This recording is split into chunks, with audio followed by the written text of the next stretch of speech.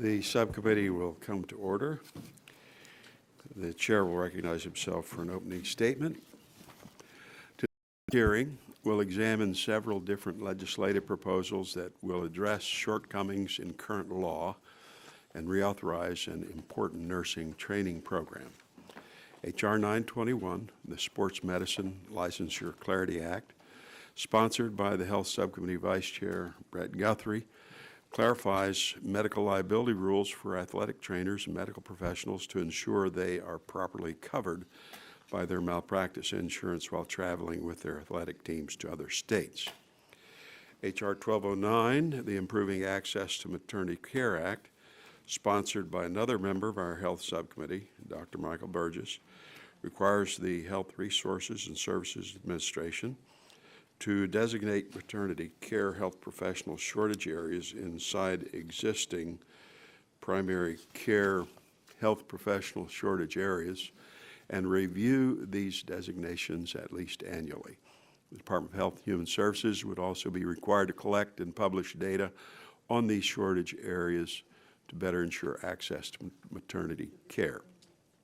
H.R. 2713, the Title VIII Nursing Workforce Reauthorization Act, sponsored by Representative Lois Capps, reauthorizes the current nursing workforce development programs to continue nursing education at all levels and provide additional support for nurses practicing in medically underserved communities. H.R. 3441, the Accurate Education for Prenatal Screenings Act, sponsored by Representative Jamie Herrera Butler, directs the Centers for Disease Control and Prevention to develop, implement, and maintain programs to educate patients as well as healthcare providers on the purpose of cell-free DNA prenatal screenings, the reasons for such screenings, what conditions may be detected, as well as the risk, benefits, and alternatives to such screenings. H.R. 4152, the Cardiac Arrest Survival Act, sponsored by Representative Pete Olson, expands immunity from civil liability related to use of automated external defibrillator devices. H.R. 4153, the Educating to Prevent Eating Disorders Act of 2015, sponsored by Representative Renee Ellmers, yet another Health Subcommittee member, establishes a pilot program to test the impact of early intervention on the prevention, management, and course of eating disorders. We will hear from a panel of experts and stakeholders as to their ideas and recommendations on these bills. I now yield to Dr. Burgess. If you are seeking recognition. Yes, thank you, Mr. Chairman. I do seek recognition. Just want to comment on the bill we have before the panel today. Across the country, women with the greatest need for maternity care services lack access to providers of such care. This bill, introduced with Representative Capps, will help place more maternity providers where they are needed and to improve access to maternity care and advance the health of mothers and babies. The National Health Service Corps provides for student loan repayment to physicians and other health professionals in exchange for a commitment to provide care in a designated health professional shortage area. The program has been effective. The program has been effective in reducing provider shortages by inspiring new providers to start where they are needed the most. Maternity care providers currently participate in the program based on a determination in an area that is a primary care shortage area.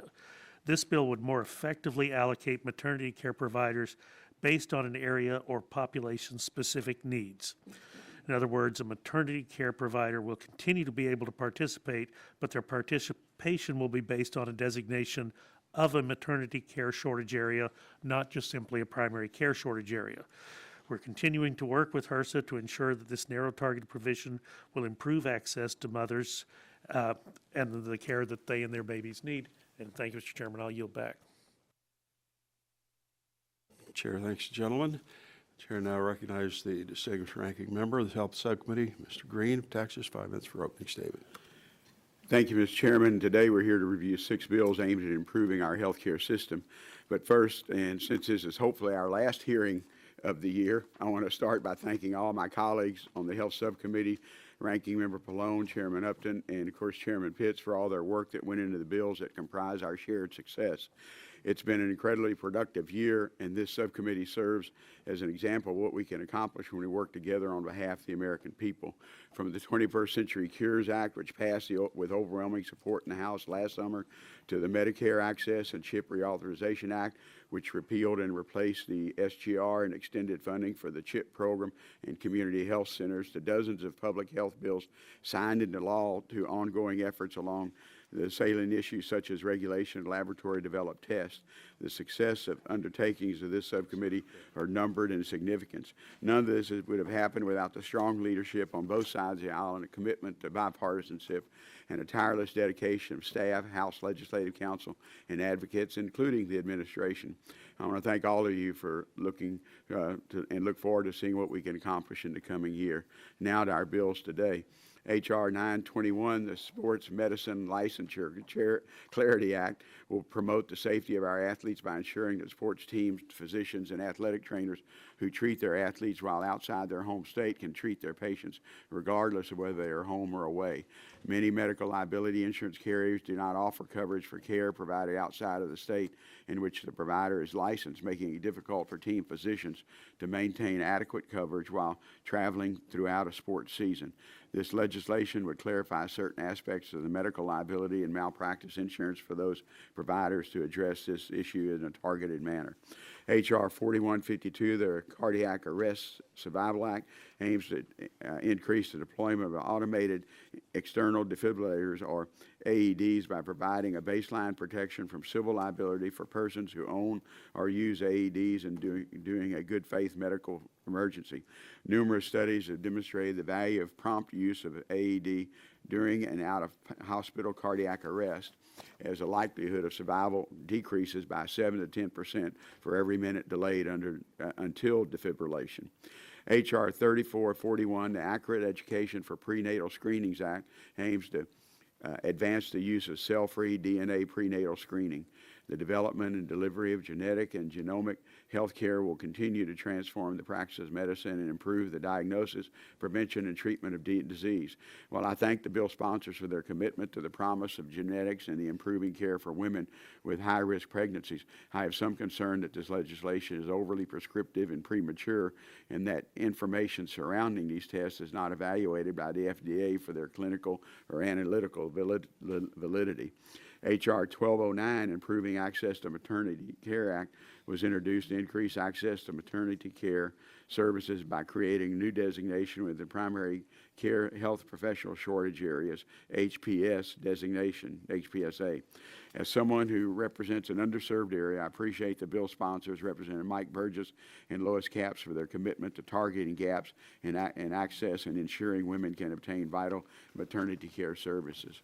H.R. 2713, the Title VIII Nursing Workforce Reauthorization Act, will extend successful advanced education nursing grants to support clinical nurse specialist programs. The Title VIII nursing workforce development programs have a long history of success and bipartisan support in Congress. Continued investment in these programs will ensure that we have an adequate nursing workforce in the future. I want to thank Congresswoman Capps, the bill sponsor and unwavering champion, for her work to reauthorize these critical programs, for her long history of working to improve nursing workforce demand, education, practice, recruitment, and retention. H.R. 4153, the Educating to Prevent Eating Disorders Act, will create a pilot program through the Agency on Healthcare Research and Quality to test the efficiency of early interventions on eating disorders. According to the NIH, eating disorders frequent present during teens and early adulthood affect as many 25 million Americans. I look forward to hearing from our witnesses and learning more about the merits of each legislative proposal before the subcommittee. And I thank you, and I yield back my time. Chair thanks the gentleman, and now in lieu of the chairman, Mr. Upton, the chair recognizes a gentlelady from North Carolina, Ms. Renee Ellmers, 5 minutes for opening statement. Thank you, Mr. Chairman, and thank you to our panelists for being here today for this subcommittee hearing today. Through my experience as a nurse, I recognize and have witnessed the serious implications that stem from eating disorders. These disorders impact a person's emotional and physical health, so it is all the more important that we put an evidence-based program in place to better understand the early warning signs of the disease. Our legislation, H.R. 4153, creates a pilot program within middle schools to begin educating school counselors, teachers, nurses, and parents about the signs and symptoms typically associated with these disorders. Education is a critical first step if we hope to prevent, identify, manage, and intervene on behalf of the struggling adolescent. It is my hope that this legislation provides school officials and healthcare professionals with the education and resources they need to help thwart this mental illness from taking root. 30 million Americans will struggle with an eating disorder at some point in their lives. H.R. 4153 aims to amend the Public Health Service Act to establish a pilot program to test the impact of providing students with interventions to prevent, identify, intervene, and manage eating disorders. The bill would establish a 3-year pilot program to provide grants to eligible schools for eating disorder screening, which would be implemented based on best practices recommendations from experts in the field of eating disorders. The pilot program would also include educational information and seminars on eating disorders developed by experts in the field for teachers and parents in eligible schools. The intent of H.R. 4153 is to detect risk factors and symptoms so that young people can be directed to help when it is most effective. H.R. 4153 could be the most important proactive piece of legislation for the early intervention and prevention of deadly eating disorders. I look forward to beginning this important discussion today, and thank you again. I yield back the remainder of my time. Chair, thanks, gentlelady. Does anyone else on this side of the aisle seeking recognition? Chair, thanks, gentlelady. Now recognize the distinguished ranking member of the full committee, Mr. Pallone, 5 minutes. Thank you, Mr. Chairman. This morning we will be discussing a wide variety of bills. The first, H.R. 921, the Sports Medicine Licensure Clarity Act, stipulates that if a team doctor or athletic trainer crosses state lines for a game, any care provided at the out-of-state event will be treated as if it were a home game for the purpose of medical licensure and liability. Second bill, H.R. 4152, the Cardiac Survival Act, expands civil liability protections related to the usage of automated external defibrillator devices, or AEDs. This bill would offer broad protections for both the owners of AEDs and any layperson that may use it. While I strongly support the intended goal of this bill, I do have some concerns surrounding state law preemption, especially as it may relate to various state AED training laws.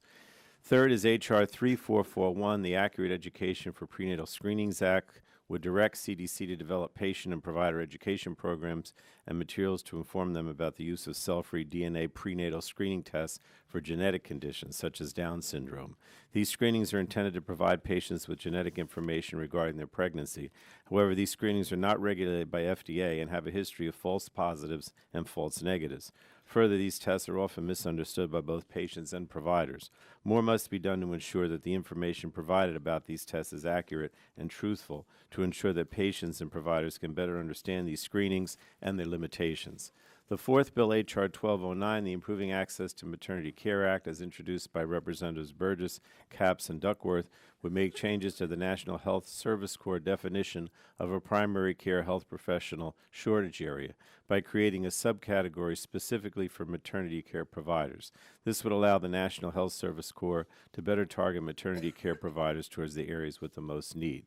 And then we have H.R. 2713, the Title VII Nursing Workforce Reauthorization Act, as introduced by Representative Capps and Joyce, would reauthorize the Title VIII nursing workforce programs, which provide valuable training to our nation's nursing workforce through 2020. It also provides technical updates that more accurately reflect the current state of the nursing profession. And finally, H.R. 2153, the Educating to Prevent Eating Disorders Act, as introduced by Representatives Ellmers, Clark, and Castor, creates a pilot program to test new approaches to early interventions for eating disorders. I'd like to yield the remainder of my time to Ms. Capps. Thank my colleague for yielding, and I thank you, Mr. Chairman and Ranking Member Green, for holding this hearing.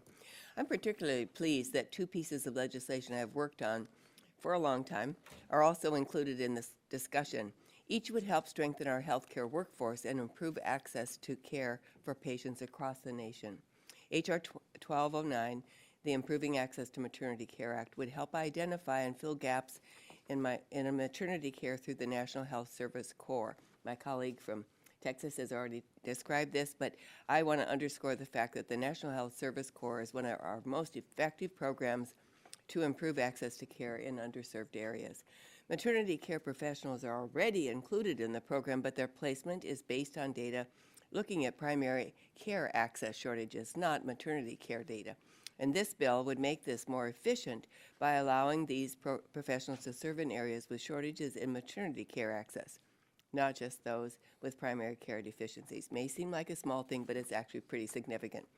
I'm pleased to have also to have co-authored this legislation with Dr. Burgess and want to highlight the work of our colleague, Representative Roybal Allard, on this issue over the years. Quality maternal care is vitally important for both the health of women and their future children, and it is our interest to do all we can to break down barriers to access for this care. I'm also very pleased that we are considering H.R. 2713, the Title VIII Nursing Workforce Reinvestment Act.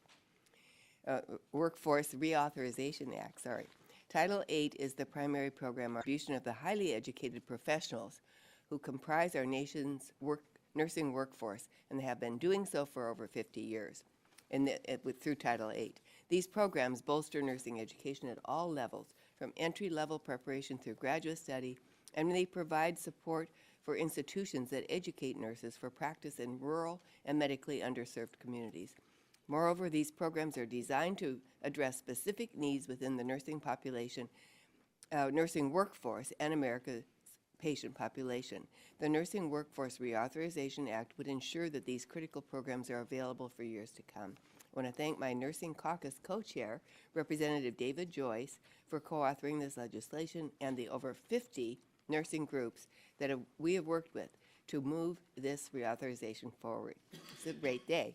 So again, thank you for including these bills in today's hearing. And with that, I yield back to my colleague, but I don't think there's any time. Thank you. Chair, thanks to the gentlelady. As usual, all written opening statements of the members will be made a part of the record. I have a UC request. I'd like to submit the following documents for the record. Statements from Representative Herrera Butler, from the American Congress of Obstetricians and Gynecologists, from the National Nursing Centers Consortium, from the National Association of Clinical Nurse Specialists, from the Nursing Community Coalition, from the Society for Maternal Fetal Medicine, from the National League for Nursing, and the National Athletic Trainers Association. Without objection, these will be made a part of the record. I will now introduce the panel. We have 6 witnesses today. I'll introduce them in the order of their testimony. First of all, Dr. Chad Asplund, Director, Athletic Medicine, Head Team Physician for Georgia Southern University. Then Dr. Jonathan Reiner, Director, Cardiac Catheterization Laboratory, George Washington University Hospital.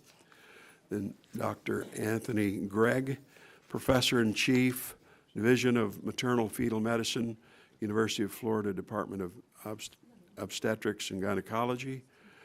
Dr. Ginger Breedlove, President, American College of Nurse Midwives. Dr. Deborah Troutman, President and CEO of American Association of Colleges of Nursing. And Dr. Ovidio Bermudez, Chief Clinical Officer and Medical Director of Child and Adolescent Services, Eating Recovery Center Senior Board Advisor, National Eating Disorders Association. Thank you each for coming today. Your written testimony will be made a part of the record. You'll each be given 5 minutes to summarize your testimony. You have a little series of 3 lights, green for the first 4 minutes, yellow should kick on for the last minute, red when your time has expired. So thank you for coming, and at this point, Dr. Asplund, you're recognized for 5 minutes for your summary. Thank you, Mr. Chairman, Ranking Member Green, members of the committee. Is your button on there? You just poke that, yeah. Pull it closer. You can pull it closer if you like. Am I on? That's good. Thank you, Mr. Chairman, Ranking Member Green, members of the committee. Thank you for inviting me here to discuss H.R. 921, the Sports Medicine Licensure Clarity Act. My name is Chad Asplund. I'm a family medicine, sports medicine physician, and I'm the head team physician at Georgia Southern University.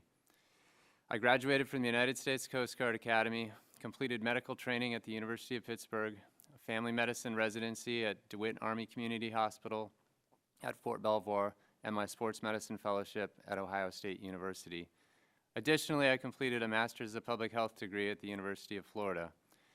In my experience as a sports medicine physician, I've had the opportunity to take care of athletes at all levels: Olympic, professional, NCAA Division I, II, and III, as well as recreational and high school athletes. I'm here today representing the American Medical Society for Sports Medicine, the largest organization of team physicians in the world, which I serve as its chair of the Practice and Policy Committee. I would not be here also without the support of the National Athletic Trainers Association, the American Academy of Orthopedic Surgeons, and many others. Nearly every day in this country, athletic teams travel across state lines to compete in their contests. Every day those athletes are out on the field, they are subject to danger and to harm. And because of this, physicians and athletic trainers are there to ensure their safety. In the United States, there's approximately 14,000 athletic trainers and physicians that are dedicated to team care. And each week in America, 300 to 500 of these professionals travel across state lines to provide care to the teams that they support. What you may not realize is that in many cases, by doing this, by crossing state lines to perform their jobs, they are risking their professional licenses and personal assets to make sure that those athletes have the best care by the medical professionals who know them best.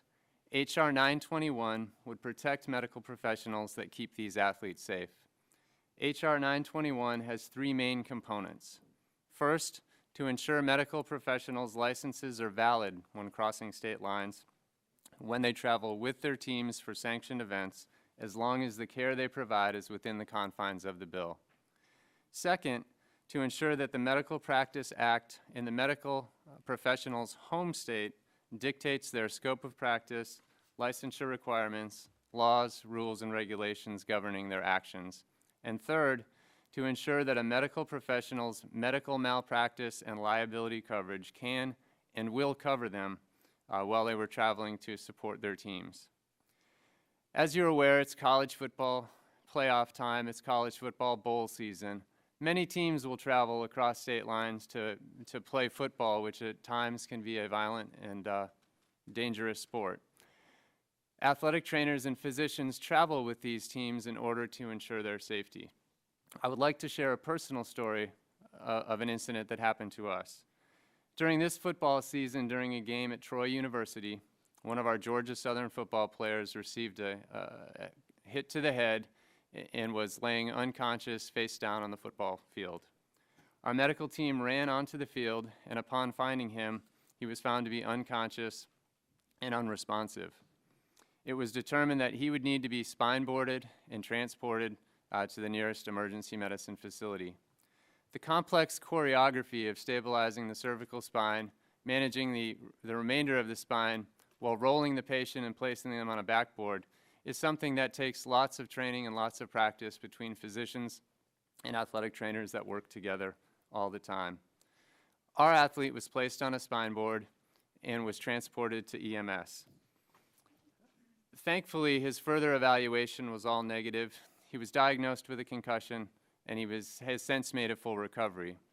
At the beginning of this incident, the Georgia Southern University medical team provided the medical care to this patient, which was then transferred to the emergency medical services when he was placed in the ambulance. Had there been an adverse event and a lawsuit had been filed, the protection of those members that provided that care would be uncertain. Their medical licenses and their personal assets would be at risk. But there's no need to put medical professionals continued at risk. Today, you can take a significant step to solve this problem. You can choose to protect athletes and medical professionals by supporting and passing H.R. 921.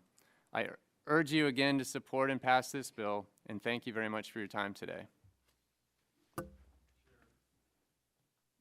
Chair, thanks, gentlemen. And Dr. Reiner, you're recognized for 5 minutes for your summary. Mr. Chairman, Ranking Member Green, thousands of lives this bill has the potential to save. I'm a professor of medicine and cardiologist at the George Washington University, and I've spent most of my adult life treating people with heart disease. This is a topic I care about deeply. Every year, approximately 350,000 Americans experience an out-of-hospital cardiac arrest. Sudden cardiac arrest, or SCA, is a condition that results most often from the abrupt onset of a heart rhythm abnormality called ventricular fibrillation. This extremely rapid and chaotic arrhythmia causes the heart to quiver, effectively blocking its ability to pump. With no heart function, blood pressure drops to zero, breathing stops, and organs, most quickly the brain, begin to die. Without immediate measures, the victim has just a few minutes to live. SCA is a supremely lethal event that results in the death of about 90% of those it afflicts. Sudden cardiac arrest is an equal opportunity killer. It kills the young and the old, the rich and the poor, those suffering from chronic heart disease, and those who have never before been sick. It kills our husbands and our wives, our parents and our partners, our friends and neighbors, and our children. The annual death toll from sudden cardiac arrest is about twice the number of those who die from breast cancer, lung cancer, and HIV/AIDS combined. Defibrillation with an automated external defibrillator, an AED, is the only effective treatment for sudden cardiac arrest. An AED is a small device, about the size of a lunchbox, that can deliver a therapeutic shock to essentially reset the electrical circuitry of the heart. Contemporary AEDs, the type you see throughout airports and here in the hallways of the Capitol, have algorithms that automatically determine whether a shock is indicated and step-by-step audio prompts that guide the rescuer through the surprisingly simple process of saving a life. This is time-tested technology designed for use by people who have had no prior medical training. In the late 1990s, when clinical studies proved unequivocally that public access to defibrillation saved lives, states began to enact AED laws. Over the next several years, all 50 states and the District of Columbia passed such legislation. Unfortunately, the unintended consequence of this effort was the American Heart Association has stated that the variations and complexities of state laws have complicated efforts to disseminate AEDs around the country. For example, more than 30 states require the registration of AEDs with local authorities, a process that is different in each state and can be quite cumbersome. Despite the fact that AEDs are designed to be used by lay rescuers, several states still prohibit AED use by untrained operators. 40 states require oversight of an AED program by a licensed physician. Although all 50 states have enacted some form of Good Samaritan protection for AED responders, the laws differ as to who, in particular, is eligible for immunity. Collectively, the varied state laws create a confusing series of bureaucratic hurdles that must be crossed before an AED program can commence. While individual state laws make the process of instituting a single AED program cumbersome, state-to-state regulatory heterogeneity and differences in Good Samaritan protections create an air of liability uncertainty for national corporations considering enterprise-wide AED programs. The Wall Street Journal, noting that hotels around the United States have been reluctant to deploy defibrillators, described their liability concerns as the, quote, no good deed goes unpunished exposure. American retail stores have been similarly reluctant to deploy defibrillators. For example, you can purchase an AED from Walmart, but you'll have to wait until the paramedics arrive. To facilitate the placement of AEDs in businesses and public places across the United States, there must be a single, unambiguous, nationwide platform of liability protections. This is what the Cardiac Arrest Survival Act of 2015 does. The bill essentially decouples liability protection from the various state requirements for AED implementation, and in so doing creates a nationally uniform baseline of civil liability for protection for Good Samaritan rescuers and the entities that own the device. Reducing the current uncertainty surrounding AED acquisition and use will encourage the deployment of additional AEDs across the nation, and ultimately this will save lives that otherwise would have been lost. In conclusion, Mr. Chairman, the current jumble of state AED provisions creates great uncertainty regarding liability exposure and has become a virtual speed brake on the dissemination of this simple, irreplaceable, decades-proven therapy. Congress has the ability to remedy this problem with the passage of the Cardiac Arrest Survival Act. Thank you. Chair thanks the gentleman. Now recognizes Dr. Gregg. 5 minutes for your summary. Good morning, Mr. Chairman and members of the subcommittee. I'm Anthony Gregg, Professor and Chief of the Division of Maternal-Fetal Medicine at the University of Florida. I'm board certified in obstetrics and gynecology, maternal-fetal medicine, and clinical genetics. I've been in practice for over 20 years, specializing in high-risk pregnancies. I'm here today as a representative of the American College of Medical Genetics and Genomics. ACMG is the specialty society representing U.S. clinical and laboratory medical geneticists who are certified by the American Board of Medical Genetics and Genomics.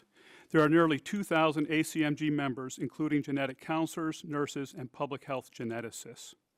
Delivery of genetic and genomic health care is an exciting area that has transformed and continues to alter the practice of medicine. Medical genomics refers to the knowledge of human DNA organization and structure, along with an appreciation of the environmental impacts that lead to health and disease.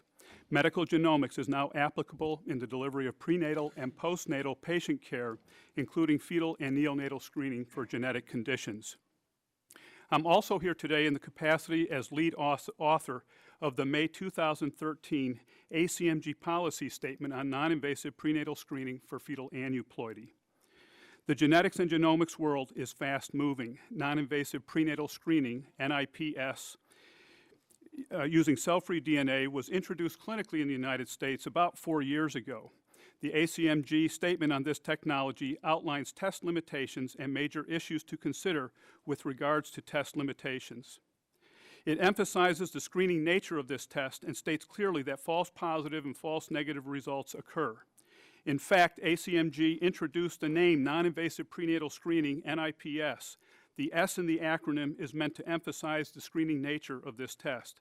The ACMG document addresses the importance of clear language when conveying laboratory test results and recommends that laboratories offering this testing adhere to accepted standards and guidelines for practice. Uniquely, the statement includes a number of information resources available to patients and providers. ACMG supports H.R. 3441, the Accurate Education for Prenatal Screenings Act.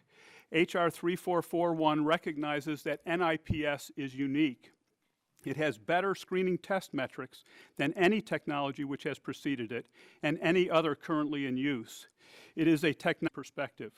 These features within a rapidly changing genetics and genomic medical practice environment creates challenges for many patients and providers of obstetric care. NIPS has seen rapid uptake by providers and their patients, and it is increasingly offered of screening is impacted, including pretest counseling, sample collection and shipping, laboratory testing, and post-test counseling and follow-up. Counseling patients is at the heart of the clinical utility of NIPS. Non-directive but informed counseling requires training and skill. Patient age, literacy level, spoken language, and baseline anxiety vary among patients. Medical geneticists are uniquely trained to address patient heterogeneity. ACMG agrees with the goal of H.R. 3441. Clinicians are going to provide patients with both pre-test and post-test counseling when offering NIPS in order to avoid any potential harm or confusion. There are nearly 4 million U.S. births annually, and it is imperative that obstetric care providers including obstetricians, family medicine doctors, nurse midwives, and practitioners have access to accurate educational materials that ensure patients receive accurate pretest counseling. Pretest education and counseling leading to informed decision-making are critical components of any genetic screening process. The great majority of normal results are communicated to patients by the provider or their designee that counseled and offered the test. However, abnormal results may not be easy for non-genetics trained professionals to interpret.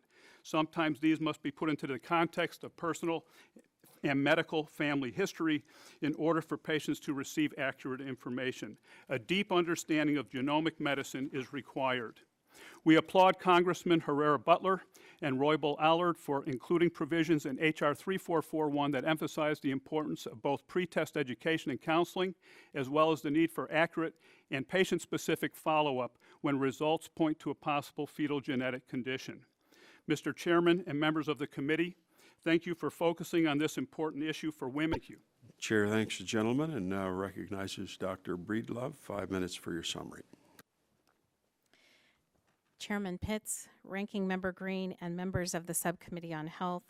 It is truly my honor to be with you today to discuss the status of maternity care in the United States and the need for Congress to work with maternity care providers, including midwives, 7 years of clinical experience, and a professor of graduate nursing and nurse midwifery at Shenandoah University in Winchester, Virginia. Today, I join you as president of the American College of Nurse Midwives. ACNM is the professional organization for certified nurse midwives and certified midwives, and our vision is a midwife for every woman. Our mission is to support midwives and advance the practice of midwifery in order to achieve optimal health for women through their lifespan, with expertise in well woman and gynecologic care, promoting optimal pregnancy, physiologic birth, postpartum care, and care of the newborn through the first 28 days of life. CNMs are licensed independent health care providers with prescriptive authority in all 50 states, the District of Columbia, American Samoa, Guam, and Puerto Rico. Medicare, Medicaid, and all other federal program degree is required to entry into our practice. As president of ACNM, I am proud to fully support the Improving Access to Maternity Act, H.R. 1209, as authored by Representative Michael Burgess and Representative Lois Capps. I thank them for championing this important public health initiative on behalf of women in rural and urban areas experiencing shortages of qualified maternity care providers. I also wish to thank the American College of Obstetricians and Gynecologists, which has been a strong partner supporting this legislation, along with numerous nursing and maternal health groups. H.R. 1209 would establish a maternity care shortage designation within existing designated health professional shortage areas. The goal of this legislation is to identify areas in the U.S. experiencing significant shortages of full-scope professionals, including midwives. Such information will enable Congress and the administration to better understand and address needs of women of childbearing age and allow appropriate resources to be focused on those unique needs. ACNM believes enabling access to maternity care professionals in underserved areas can reduce overall maternity care costs by ensuring women have access to necessary prenatal and delivery options. For example, we know nearly half of the 4 million annual births in the U.S. each year are covered by the Medicaid program. Thus, both federal and state governments have a clear financial stake in ensuring high-quality care is being provided at a reasonable cost. Too many of these births require expensive interventions that can double the cost of a birth and, in fact, increase a woman's risk for maternal mortality. The CDC reports that the rate of maternal mortality has more than doubled in the past few decades. Today, women giving birth in our country are at a higher risk of dying than those giving birth in China or Saudi Arabia. This tragedy must be addressed. While there are several causes, one solution is better access to maternity care providers, including midwives, who can monitor a woman's pregnancy, provide prenatal care, adequate postnatal care, and promote a healthy transition to parenthood without complications. Midwife, nor OBGYN to provide direct patient care services. For millions of women, shortages of maternity care providers can result in long waiting times for appointments and long travel times to their prenatal care or site of their birth. We know inadequate prenatal care is associated with increased risk of prematurity, stillbirth, and neonatal death. H.R. 1209 will ensure policymakers have necessary information on maternity care shortage areas.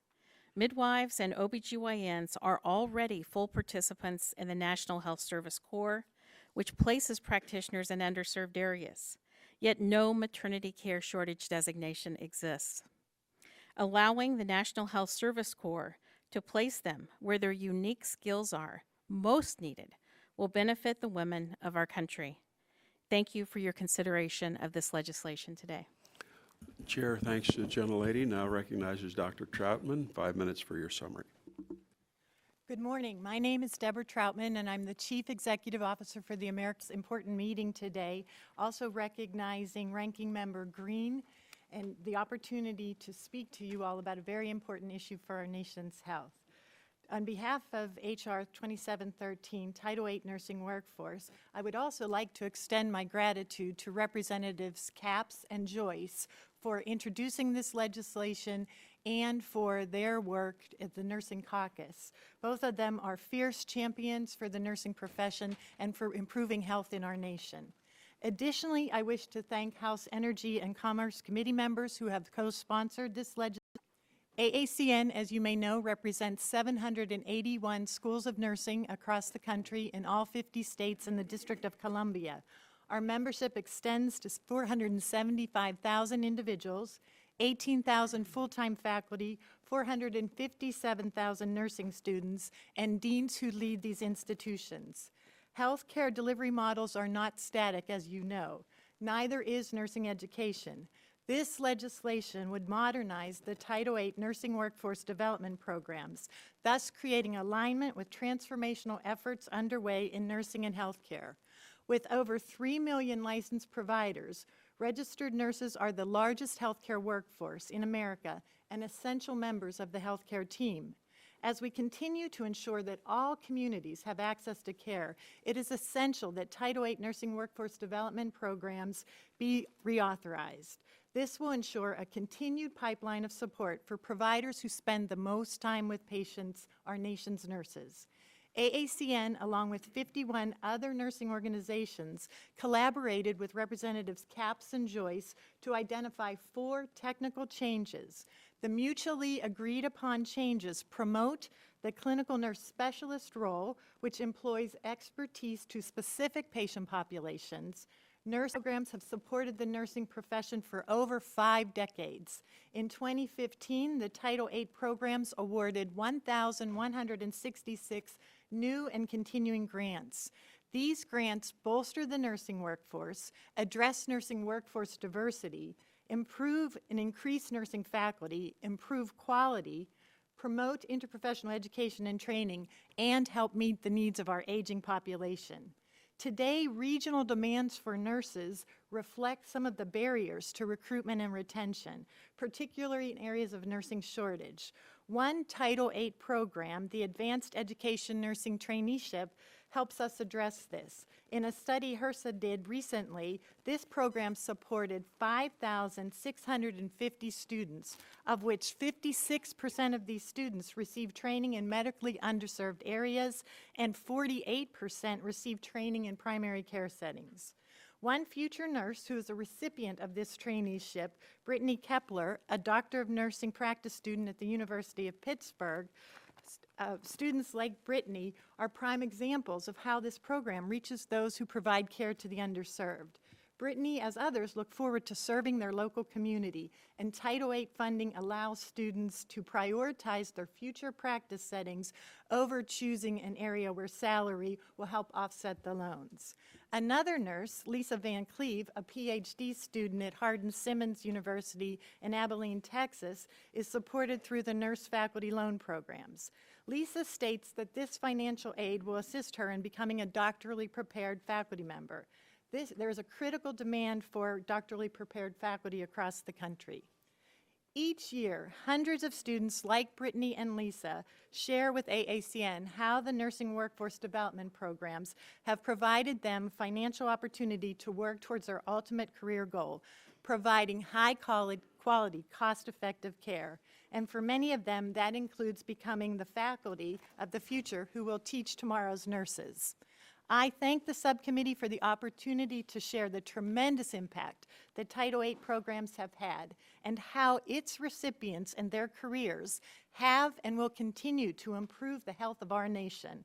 I applaud the subcommittee for bringing H.R. 2713 to a hearing, as it is the necessary legislative step to support America's patients, their families, and the communities in which they live. AACN is dedicated to working with this subcommittee and Congress to advance this legislation. Thank you for the opportunity to comment. Chair, thanks. Gentlelady now recognizes Dr. Bermudez. 5 minutes for your summary.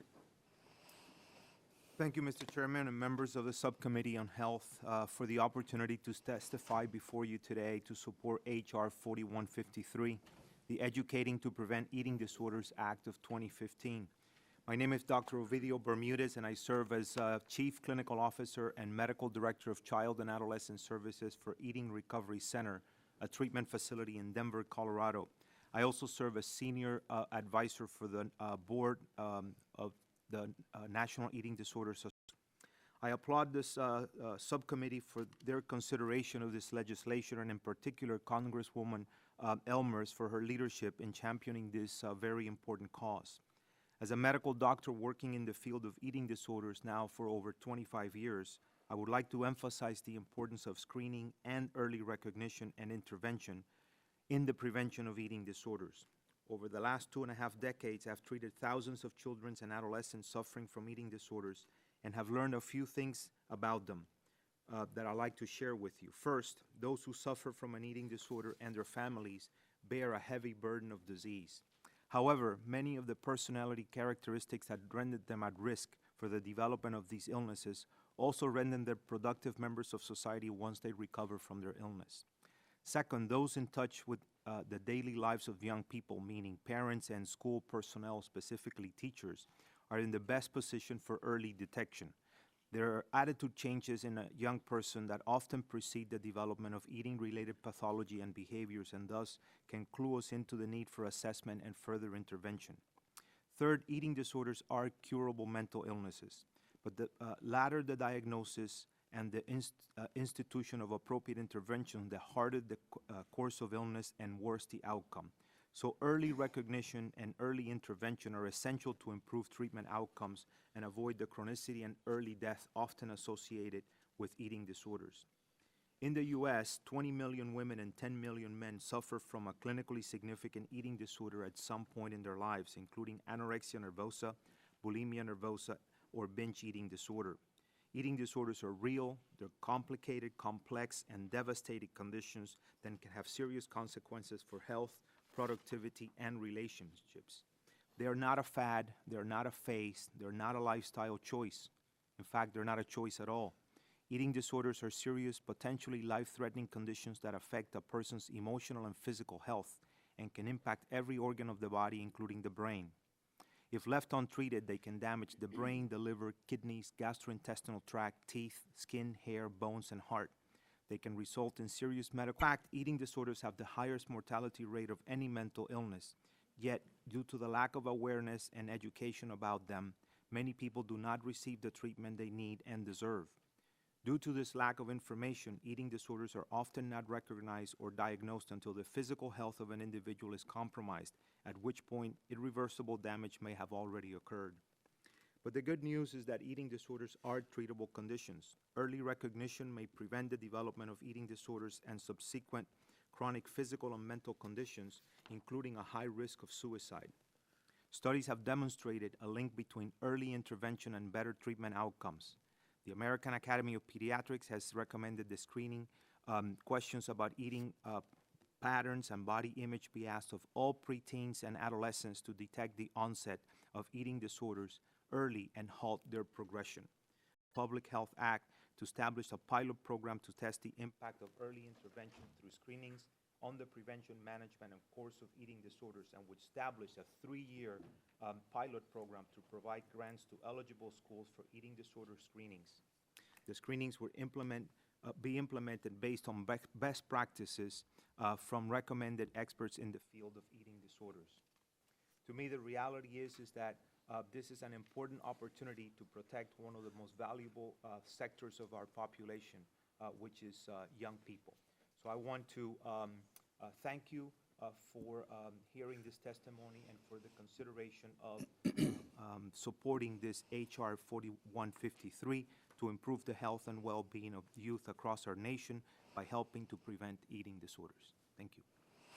Chair, thanks, gentlemen. That concludes the oral presentations of the witnesses. We will now begin questioning. I'll recognize myself 5 minutes for that purpose. Dr. Asplund, has your organization discussed H.R. 921 with any medical malpractice insurers?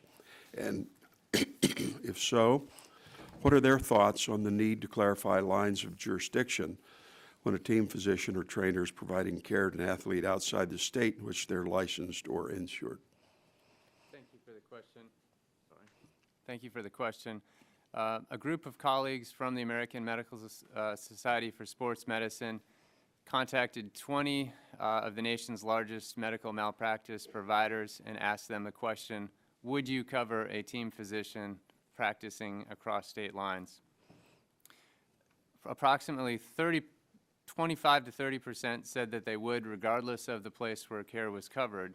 45 to 50% said it would depend, and 30% outright said that they would not cover that medical professional who provided that care outside of the state. So there's a potential for their malpractice simply for traveling with their team and doing their job. Thank you. Dr. Reiner, you mentioned in your testimony that all 50 states have passed legislation, including liability protection for citizens that use a defibrillator on someone during the course of an apparent medical emergency, and for businesses that have defibrillators installed for such purposes. Can you speak to how these laws vary and the impact such variation is having on increased deployment of life-saving devices, and how would H.R. 4152 lead to more widespread deployment, and how many lives could they save? Mr. Chairman, in Pennsylvania, for instance, if a business wants to institute an AED program, they can do so, but they are required to train their employees in the use of the device. Mr. Green, in Texas, there is no such training requirement. In Virginia, there are no requirements at all. So if you want to purchase a defibrillator for your coffee shop or your hardware store, you can buy one on Amazon and put it on the wall. So the essential problem is that although all states have enacted some form of legislation, the legislation differs from state to state. So if you are a national corporate entity that wants to do business around the United States, you have the problem of getting 50 different state laws correct. And they differ just enough to create an uncertainty in your mind that, you know, something, if I don't get it wrong, if I don't get this right, then this is my problem. You know, imagine if you have a hotel and your state requires a trained employee on duty 24/7, and that night someone dies in your hotel and somehow the resuscitation doesn't go well. Well, now that's potentially your problem. And the owner of the hotel might say, gee, it might have been better for me just not to have a defibrillator at all. So simply what this bill does is decouple all of the state provisions for training, supervision. If the states find an interest in those, that's great. But it just decouples those different training and supervision requirements from liability protection. If you have a working defibrillator that's kept in good order, you're protected from liability. Thank you. Dr. Gregg, does the training OBGYNs receive in genetics prepare them to interpret cell-free DNA prenatal screening results and communicate them effectively to patients? Today, the obstetrician gynecologist can certainly read a report where the report says normal and can read a report that says the patient has an abnormal test result. What follows is a detailed discussion on post-screening test results in the context of what does an abnormal test result really mean. Patients have taken that test result to mean that they definitely have a child that has Down syndrome. And in some cases, due to time constraints, fear has led them in directions that, as we've heard through the lay press, were directions that weren't what they would have expected. The problem then comes in understanding that this is a screening test and what types of tests need to follow. In addition, understanding the positive and negative predictive value of the results at hand. Chair, thanks, gentlemen. My time's expired. Chair recognizes the ranking member, Mr. Green, 5 minutes for questions. Thank you, Mr. Chairman. Dr. Troutman, we appreciate you joining to discuss the Title VIII nursing workforce programs. Title VIII programs have long enjoyed bipartisan support, and I'm glad that has continued with the introduction of H.R. 2173. The Title VIII Nursing Workforce Reauthorization Act by Representative Capps and Joyce. Like many, I'm concerned about the nursing shortage facing the U.S. and baby boomer generations, further exaggerating the great need for more health care providers. According to a report of the United States Registered Nurse Workforce Report Card and Shortage Forecast, published in the American Journal of Medical Quality in January of 12, there's shortage of registered nurses is projected to spread across the country through 2030, with the most intense shortages in the South and the West. I understand that one of the contributing factors in the shortage of nursing facilities. In fact, in 2012, nursing undergraduate and graduate programs turned away 80,000 qualified applicants due to the lack of capacity. Doctor, could you elaborate on the difficulty in attracting students and professionals entering the nursing faculty workforce? Yes, thank you, Chairman. That's a very good question, and I want to thank you again for the support that has occurred over the decades that has allowed us to attract individuals to nursing programs. We have a strong desire to continue to advance those who are interested in not only the sciences but in caring for individuals to join the nursing profession. And we have done more with respect to these programs and recognizing that it's important to get to our youth earlier and speak to them about the profession, educate them. Title VIII funding, as you know, has been targeted recently, some of the advanced practice work in serving the underserved areas. As you mentioned, it is correct that the nursing workforce, like the American public, is aging. So while our past efforts have been successful, we must do more. A part of doing more, which Title VIII supports, is advancing doctoral education for nursing, because we need doctorally prepared nurses to be faculty to teach the future nurses. It is an extraordinary profession, and we will continue to work with our colleagues in Congress and outside to educate others about the benefits of being a member of the nursing profession. Okay. Since we had so many applicants, qualified applicants, who couldn't get in, does this legislation help in that lack of capacity? Yes, it does. It helps in two regards. It helps that the problem is primarily related to either clinical placements and or faculty. When we look, although again there's regional variation, some areas of the country have no problem, but in those areas that do, Title VIII helps support, as well as some other programs, but it helps support, again, preparing doctorally prepared faculty and the clinical placements, which are not a part of Title VIII, but the nursing community and other stakeholders recognize the importance. The nurse-managed clinics, though, which are in Title VIII, do provide an opportunity for additional clinical settings, and that will help us accept more students. Okay. It's surprising to learn we do not have a good data to understand the problem. Dr. Breedlove, what do we know about existing shortage of maternity care providers? We know there is an increasing shortage of OBGYNs graduating from residency programs, and ACOG has supported data on the critical workforce shortage of OBGYNs, I believe, in their testimony. We also know that 40% of counties in our country have no maternity care provider, whether that be an OBGYN or a midwife. So it's astounding that so much of the geographic region of our country can provide services through the National Health Service Corps, through primary care providership, which both these professions are a part of. However, the specialty they provide often is not identified in the primary care shortage definition. So a physician, OB or midwife, may go to one of these primary care shortage areas but not be able to deliver the services they're uniquely trained for. Okay.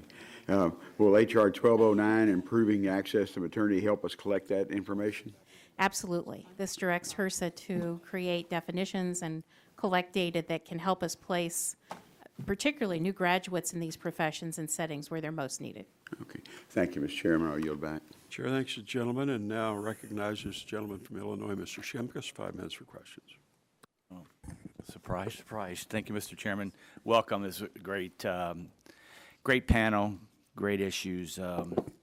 Healthcare, the challenge with healthcare is apportionment of cost, and because everyone is in it is really there to serve the public, and that's a great aspect of being on this committee. I just have two. I think Dr. Reiner. So in the 108th Congress, we passed the Adams Memory Act, which allowed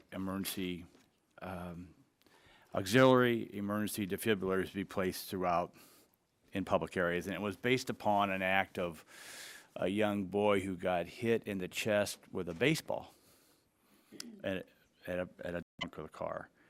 And that caused us to move a year or two later to help place these throughout open access areas.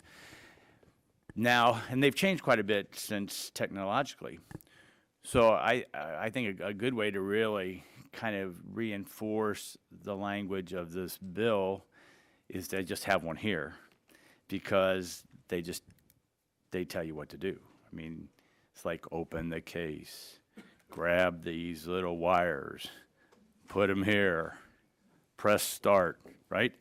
So that's kind of the basic, that's what you basically need to be able to follow instructions and listen to them to use one of these auxiliary emergency defibrillators today. Isn't that correct? That's right, sir.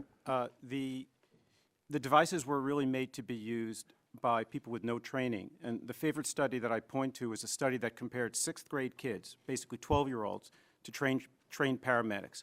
So they set up a mock cardiac arrest, and they told the kids who were outside the room who had never seen a defibrillator that all you have to do is open it.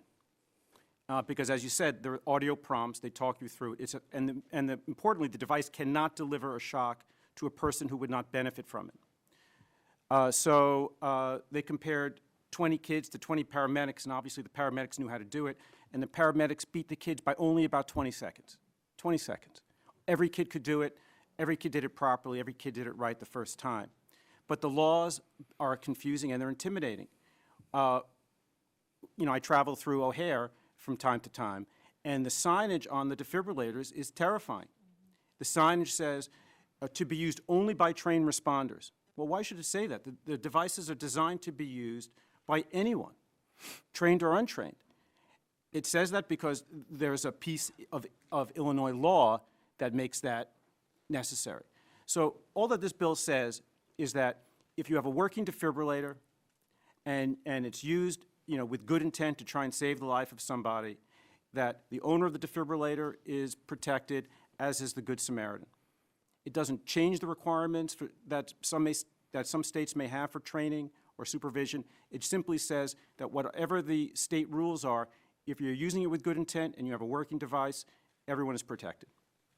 Excellent, thank you. And I'll just finish up with Dr. Gregg, and I appreciate this bill too. There is going to be a continued debate, between those who consider ourselves pro-life and believe life begins at conception and should be protected, and then the challenges we face under medical ethics, under genomic testing, and then decisions that are made because of that, which may not sometimes, as you pointed out, we need to make sure that they're an accurate as possible description to inform the family of what may or may not be. If you want to comment on it, you can. That's a challenge that I think the healthcare community has to work on. Sure. Let me just say that non-invasive prenatal screening, or NIPS, has the best test metrics for screening available today, better than anything we've used over the last 30 years. The best positive predictive value, negative predictive value, sensitivity, and specificity. In a New England Journal of Medicine paper published last spring, this best testing metrics was confirmed across all reproductive age groups. So not just what's classically defined as advanced maternal age patients, but all reproductive age groups. Having said this, it's imperative that patients and providers understand that it is still a screening test and that there is a need for follow-up. As far as women and their reproductive choices, I will say that the American College of Medical Genetics and Genomics has as a fundamental medical ethics tenet that counseling is performed in a non-directive fashion. And screening takes place today. This is not adding screening to a healthcare system that doesn't already have it, but it is trying to refine the educational piece And to me, that's what this bill does. It brings the educational piece to the forefront, not screening or not what women do with the screening. Let me say that the false positive rate with this particular test is less than 1%. In fact, in some studies, less than 0.5%. Other screening tests that have been in play for now more than 25, 30 years have a false positive rate of 5%. That brings more people to the high-risk obstetrician with anxiety, and it brings more people potentially to diagnostic procedures that have some small but real measurable risk associated with them. So it's these educational aspects. I'll just say one more thing, that this is becoming an increasingly complex testing environment as we move from common aneuploidies, Down syndrome being one of the most commonly talked about, to now other aspects of genomics, other aspects where small pieces of DNA are deleted or duplicated. We're now able to identify these. These have a different positive and negative predictive value, and different things are done in response to these test results. And that's the educational piece, not sort of the simpler aneuploidy piece. I think that can be done in a paragraph, but it's how to keep in front of the evolution of this technology as it comes forward. Thank you. Thank you, Mr. Chairman. Chair thanks, gentlemen, and now recognize the gentleman, ranking member of the full committee, Mr. Pallone, 5 minutes for questions. Thank you, Mr. Chairman.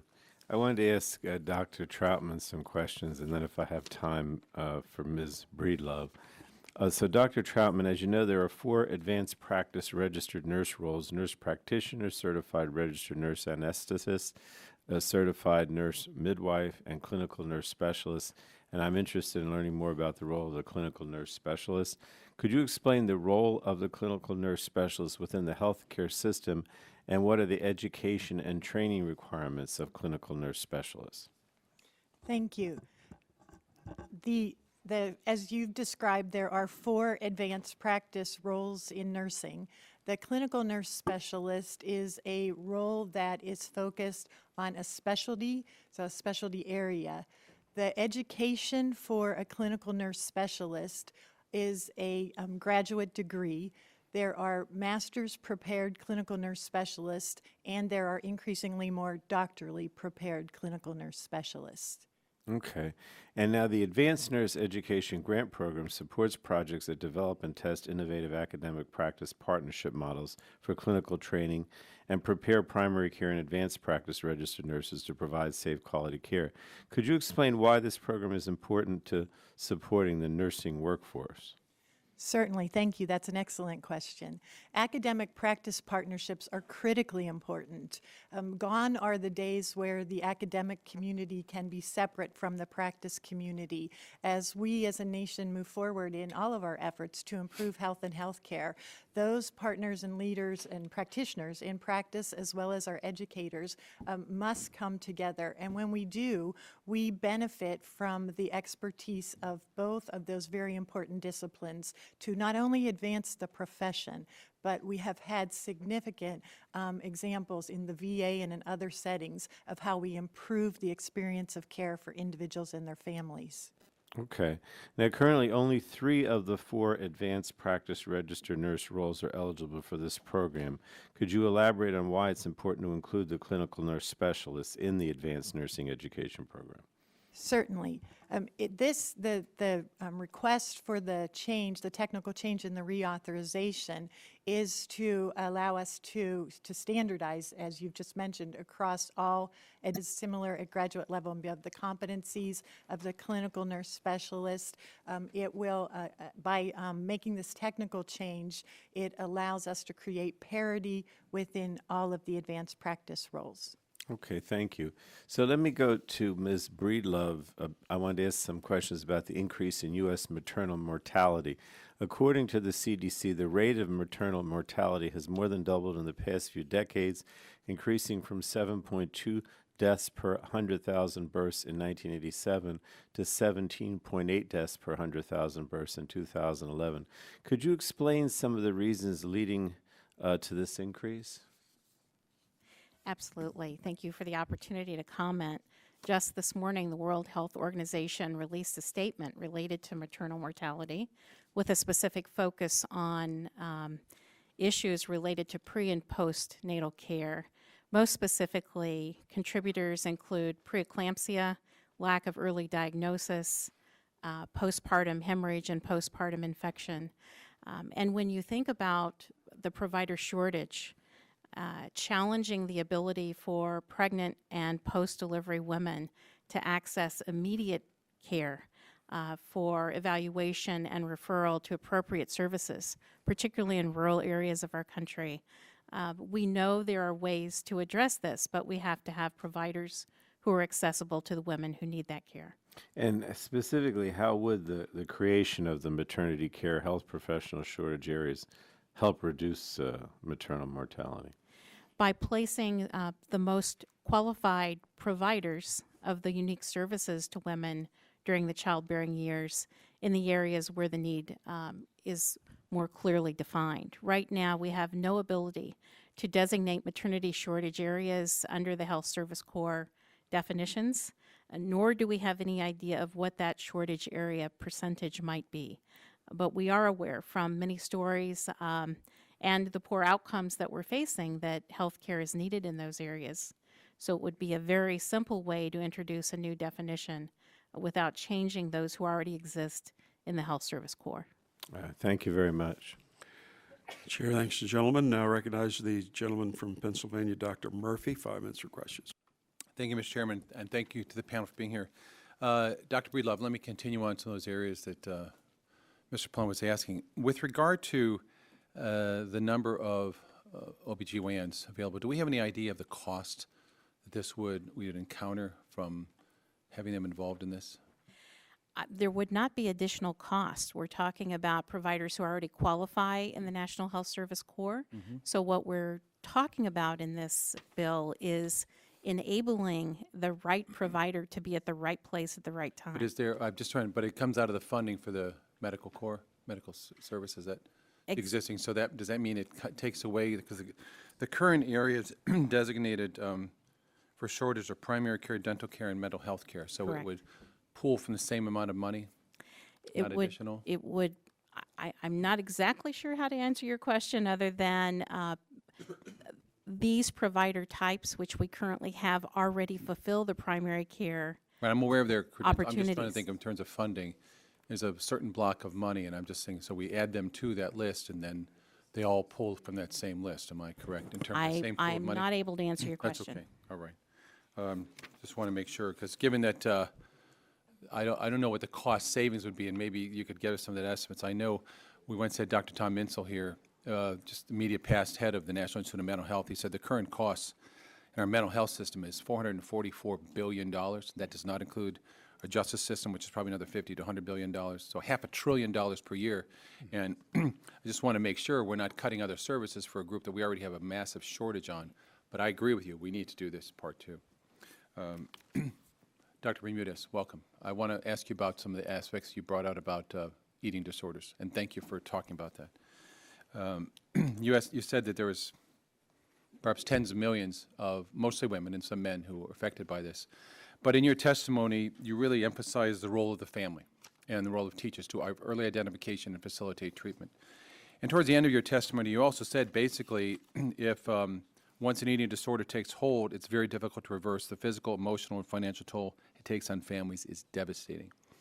So in other studies too, first of all, that a person who has an eating disorder can sometimes be so deeply involved in their psychiatric problems that they may resist treatment. True? True. And make sure your microphone's on. And under those circumstances, I read another study that says whether a person is involuntary or voluntarily committed, that the outcome is good if you get them to treatment. It's much better if they're in treatment versus not in treatment. Is that correct? The data is clear on that. Okay. That is clear. That's very important because sometimes people say, well, we shouldn't involuntarily commit someone, but a person's mind may be so disturbed from their psychiatric illness, they are not cognitively aware of what they need. Further, some people with eating disorders may also be in the category of severe mental illness, schizophrenics, bipolar, so they have dual diagnosis on top of that, which makes it even more complicated. Am I correct? Absolutely. So in this, getting a family member involved, one of the big dilemmas that oftentimes occurs are HIPAA laws. where if you're treating someone with bulimia or anorexia, and the issue is if they're not even going to their appointments, and the family members doesn't even know their diagnosis or the treatment plan or where they're supposed to go or a change in appointment or the medication, very often providers saying, by HIPAA laws, I'm not even allowed to tell you information to facilitate treatment. Am I correct? So, I'm sorry, go ahead. No, what I wanted to tell you is that is completely, I agree with that for adults. Now, that is the part of the beauty of the opportunity here, is that we're talking about a group of illnesses that generally presents in early adolescence and towards the latter parts of adolescence. So the opportunity of the involvement of the family at a very meaningful level is clearly there, in spite of HIPAA laws and wanting to work and respect. And I guess, and during that time, a provider could certainly build a relationship with the family members, understand who to trust, who's part of the team. So even when that person turns 18, for example, severe mental illness, 50% of severe mental illness emerges by age 14, 75% by age 24. It's a critical time. They're no longer in school, they're past 18, HIPAA dynamics change. But from what I hear you saying from your testimony, it is very important that for the prognosis of that person, to keep the family member involved and find ways to make sure the HIPAA law doesn't get in the way so that person can be involved. Would that be fair to say? That's a fair statement, and we have clearly shifted as a field in our understanding of eating disorders, in moving away from really blaming families to really partnering with families. Families are critical as agents of change, not only to be aware early on and recognize in a timely fashion and bring their loved ones to care, which secures better outcomes, but I think at the same time to remain involved and continue the appropriate follow-up of these illnesses. As you know, from a psychological perspective, these are not things that change overnight, and therefore involvement of a support system, i.e. the family, is critical in the success of treating these illnesses. Thank you. I appreciate it. I yield back. Chair thanks the gentleman, and now recognize the gentlelady from California, Mrs. Capps, 5 minutes for questions. Thank you, Mr. Chairman. Thank you all for your testimony. And before I begin, Dr. Troutman, I would like to ask my first question of you. But I want to clarify, my colleague, Mr. Murphy, just raised an issue about funding for maternal child health. And I want to just clarify that this money is already being spent, to my colleague, Mr. Murphy.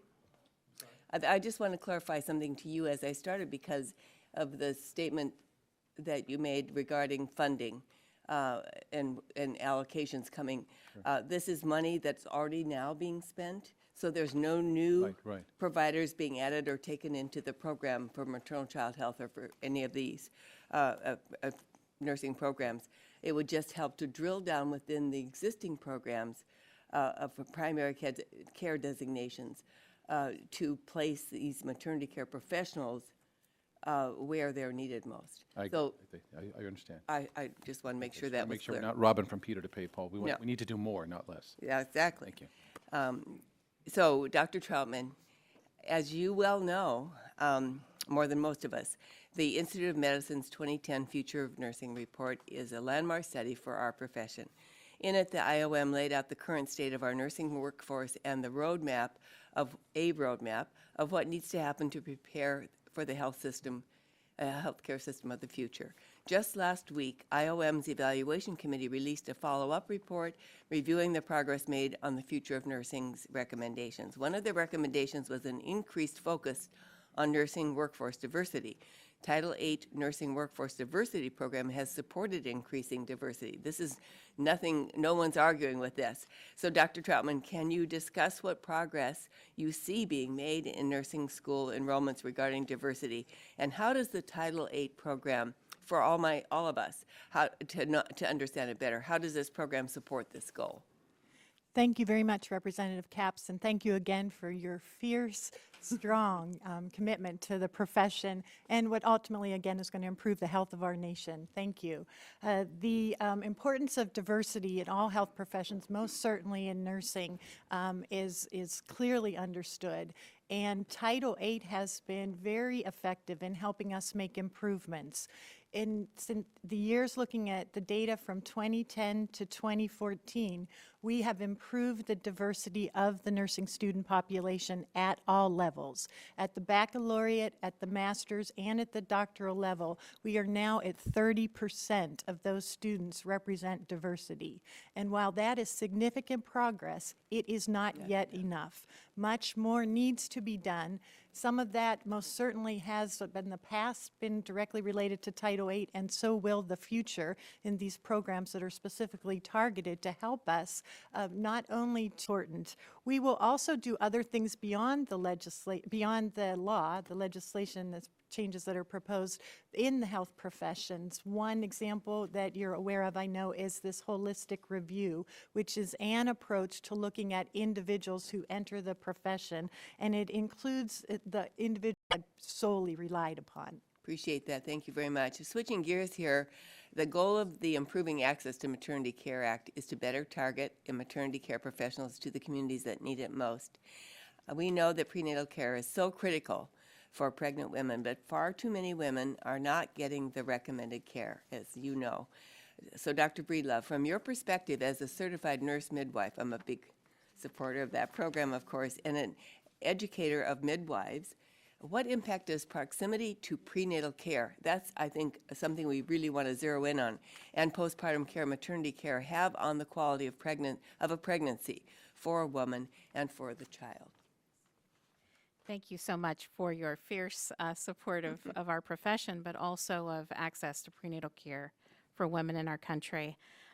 The issue really is around whether or not there can be adequate screening, which we've heard a little bit about today, whether there is an opportunity to assess women for potential risk, could be preconception, early pregnancy, as well as routine prenatal visits, which we know have a huge impact on the ability to diagnose early signs of preeclampsia.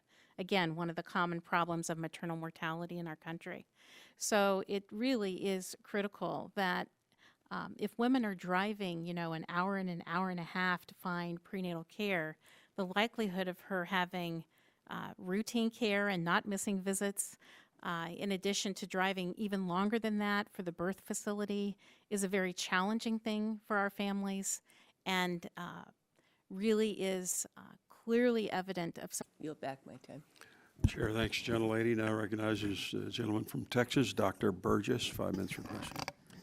Thank you, Mr. Chairman, and Ms. Breedlove, forgive me, Dr. Bouchon had eclipsed you temporarily.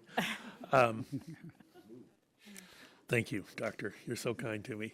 Let me just ask you a question, because, you're in your statement, your testimony, suggestion that the maternal mortality rate has increased over the last 10 or 12 years' time. Can you give us, I know we've been asked this previously, but can you give us the breakdown of where those deaths have occurred? We are collecting data under the guidance of the CDC and the Maternal Mortality Commission. I attended an all-day workshop at the ACOG annual meeting in San Francisco last year. It's very clear that not only is it based in prenatal and postnatal adequacy of care, but also in systems of care within the hospital setting itself, so that there are clearly defined clinical pathways in the management of women who are at risk for stroke, who are at risk for hemorrhage, and who are at risk for hypertension that's poorly managed. So there are a variety of projects that are interdisciplinary in nature going on around the country, developing, we call them bundles for care, that are collaborative in nature and co-developed by all the disciplines within healthcare maternity services. So we know more about some of the challenges, but we also are keenly aware that if you have no one available to help diagnose and early screen and provide services prior to hospital admission, you have increased risk of those families. Well, I think that's the lesson we're in danger of overlooking when we have this discussion. The drop in maternal mortality, not just in this country, but worldwide, was dramatic, and it occurred about 1937. It's important to me because my grandfather was an academic obstetrician at the Royal Victoria Hospital in Montreal. So he was part of that generation of doctors. And these are doctors who practiced before antibiotics were widely available, before anesthesia was as reliable or as survivable as it is today. Certainly, same can be said of blood banks. If you were fortunate enough to get a blood transfusion, the likelihood that you would survive it was certainly problematic before modern blood banking techniques emerged. And all of that coalesced around 1937, and the numbers dramatically dropped. So it is the presence of a trained attendant at birth that really probably has made more difference in maternal mortality than anything else, which is why in your testimony it intrigued me, because we shouldn't forget the lessons of the past. And so one of the things that this will do, and with all deference to my friend from Pennsylvania, we're not taking his money, but we're trying to make certain that the money that's available in the primary care space goes where it is most needed. And the other thing that, interestingly enough, that has been found over the years is that doctors tend to go, or stay rather, where they train. We're not terribly imaginative, as it turns out, and so we don't wander far from where it is that we took our generally our residency training, perhaps subspecialty training. We tend to marry people who are in that area, and as a consequence, we don't move from there unless our spouses give us permission. We tend to establish referral patterns, who you can trust, who you can't. So the degree of professional comfort is greatest in the area in which you train. It certainly was true for me and a great number of my cohort. The significance there is, if we can bring to the medically underserved, from a maternal standpoint, if we can bring practitioners to the medically underserved area, the likelihood that they will then populate those areas is higher than if we try to entice them with other inducements. So that's why this change in designation, although it's really not more money and we're not taking money from someone else, this is really an important thing to accomplish, and why I'm grateful that Representative Capps has partnered and that we are now having the legislative hearing and that we're working on getting it done. And then, Dr. Gregg, I just want to say to you, and thank you for your testimony. We are struggling. I shouldn't say we are struggling. I am struggling. The committee everyone else seems comfortable with letting the FDA have further regulatory ability over what are called laboratory developed tests, and I'm nervous about that. And people on this committee know that. But I was encouraged by some of your comments. The screening test is a screening test. No one takes someone to the operating room because of a screening test. You do the confirmatory test. Now, it's one of the idioms or one of the axioms of medicine that the confirmatory test will always be equivocal, but nevertheless, you don't start a clinical action based on a screening test. Right. And so I appreciate your testimony on that very much. Mr. Chairman, thank you. I'll yield back. Chair, thanks, gentlemen. Now I recognize the gentleman from Oregon, Dr. Schrader. 5 minutes for questions. Is your mic on?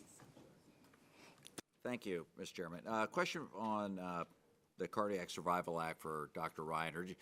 I'm unfamiliar with the use of the devices, and you indicated in the testimony some of the queries that anyone can pretty much use those. So the device discerns between like atrial fibrillation and ventricular fibrillation. So it's not up to the individual using the device. That's right. And in fact, there's really no way to deliver a shock to someone who doesn't have what's programmed into the system as a, quote, shockable rhythm, which is basically ventricular fibrillation or a very fast ventricular tachycardia. Okay. So if someone has just passed out, for instance, and but they don't have one of those rhythms, you cannot actually deliver a shock. Okay, good to know. For Dr. Gregg, I guess, on the cell-free DNA testing screenings, those can be ordered by anybody, anywhere, anytime. It's not through a physician? These can be ordered by advanced practice nurses, yes, sir. I mean, just lay people? No. Okay, okay. No, you have to have an MPI number. And there's a concern that advanced practice nurses and physicians are unclear about how to interpret the results on these and therefore would advise people perhaps incorrectly? So on the pretest side, there's a concern that patients may not and are not getting adequate information to understand well the test that they're having done and what that test is actually doing. But if that's On done the- in concert with the physician or advanced nurse practitioner, wouldn't that take care of that potential problem? Again, the concern here is that the advanced practice nurse and/or physician does not have the depth of knowledge to completely understand what it is they're ordering. And then when results come back, this becomes an even more complex problem when the result is abnormal. When the result is abnormal, it's not simply reading an abnormality is here and then there is an algorithmic next step. In interpreting that abnormal results, there are many subsequent steps that should take place following. Obstetric care, as you know, is provided by people that range in their knowledge base. Mid-level providers provide obstetric care under the direction of physicians and so forth. Midwives provide obstetric care independently. Would they be interpreting these results too? Is that what you're? That's exactly right, that there is a wide variety of people interpreting these results. Okay, I understand that. And then I guess for Dr. Breedlove, if I may, on the Maternity Care Act, my understanding from some of the information we've gotten is that the primary care shortage areas, of which this is one, is already recognized, and the reason for this is to draw even more attention to it, or I'm not exactly clear why it's called that. Actually, no, the maternity care designation is not listed under the primary care scope. So what we are asking is that there be a definition within primary care. Okay, great. I misinterpreted that then. And then I guess last but not least, our nursing person here. Talk a little bit about Title VIII and how we can develop and the next generation of nursing educators so critical to improve the number of nurses out there and why there's such a shortage. Well, thank you very much. That Title VIII has made a contribution already. We have improved significantly the number of doctorally prepared nurses.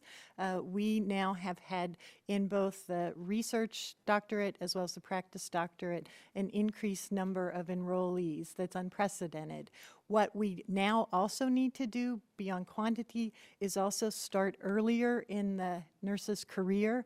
And so we have begun to create programs that facilitate earlier attainment of the knowledge and skills that are necessary for one to be competent and practice at a doctoral level. And so it's a very exciting time and unprecedented in our nation's history how the schools across the country are responding to assure that we have quality, high standards in education programs, but that we facilitate ease of access and progression. Great. Thank you, Doctor. With that, I yield back, Mr. Chairman. Chair, thanks, gentlemen. Now recognize the gentleman from Virginia, Mr. Griffith. 5 minutes for questions. Thank you very much, Mr. Chairman. Appreciate all of you being here today. I'm going to start with Dr. Asplund and just say I'm a co-sponsor of the bill. I think it's a good concept. My reading of the bill, and I think it goes in good direction, but my reading of the bill indicates that this would also apply not only to college and professional athletes, but it would also apply to those folks who have trainers with high school teams if they're competing in a nationally sanctioned or sponsored event, something that there's some national organization puts on. Is that your understanding of the reading as well? Thank you for your question. So with the National Federation of High Schools being a sanctioning body of all high school athletes, it was the intent in our language for high school athletes to be covered by this bill as well. As many people are aware, there are far more high school athletes in America than at any other time. There's far more contests across state lines in the high school level. I live in Augusta, Georgia. We frequently cross the river to South Carolina pretty much weekly to do that, and as such are crossing into a state where many of my colleagues do not have licensure. So yes, high schools were intended to be included through the line with the national sanctioning body being the National Federation of High Schools. I represent a district that borders 4 other states, and we have lots of high school competition going on, so I appreciate that, and I think that's a very good, you're right, that's a very good aspect of the bill, and I do appreciate that. Dr. Rayner, did I say that right? Yes, sir. I've got concerns about the AEDs, or the bill at least. I think the federal policy does need to be looked at, just simply because the good news is the bill that was passed in 2000, one of the criteria was you notify the local EMS. I think that at the time that made a lot of sense. Today those AEDs are in a lot more places than they were in 2000. I think now it's impractical, in fairness, to notify local EMS for a lot of the small businesses that have these. Which EMS do they notify? Our area has, it's all generally referred to where I live as the Roanoke Valley, but you have the city of Salem, the city of Roanoke, and Roanoke County, all of which are completely separate and have separate fire, police, and rescue squad folks. Some are paid, some are volunteer, and so it might be difficult. I think we do need to look at that policy. But that being said, one of your examples kind of struck something that my friends who are trial lawyers have raised an issue, and that is it appears that when you look at the actual lawsuits, there are more lawsuits for not having the AED on premises than there are for having it but using it improperly. In fact, they can't find a whole lot of cases where that has been the case based on the existing law. And I was concerned because one of your examples was Walmart sells them, but they may not have them. And I actually think that's a bigger liability issue for whatever retail establishment, whether it be Walmart, Kmart, whomever. If they're selling the device but they don't have one charged up ready to go, that's probably a bigger liability issue than having one prepared and then having somebody who's doing the best they can not use it properly. What do you have to say to that? Because I'm trying to decide what to do on this bill, and I think both sides have some merit to their arguments. So I think it's important to know that the bill leaves state laws alone. So any provision in state law that the folks in that state feel is important as it pertains to training or registration or supervision, any of those provisions remains in force. All that this bill says is that if you have a working defibrillator, you're protected. So that entities like Walmart or Target can know that, look, they're going to do the best they can to get all these local ordinances right. But it's important for them to protect their community and their employers and their employees, and they're going to do the best they can, but they need to know that if their defibrillator is in working order, they're protected. So it doesn't create new law. It doesn't cost industry a cent, doesn't cost the government a penny. But there are a lot of people that die from this.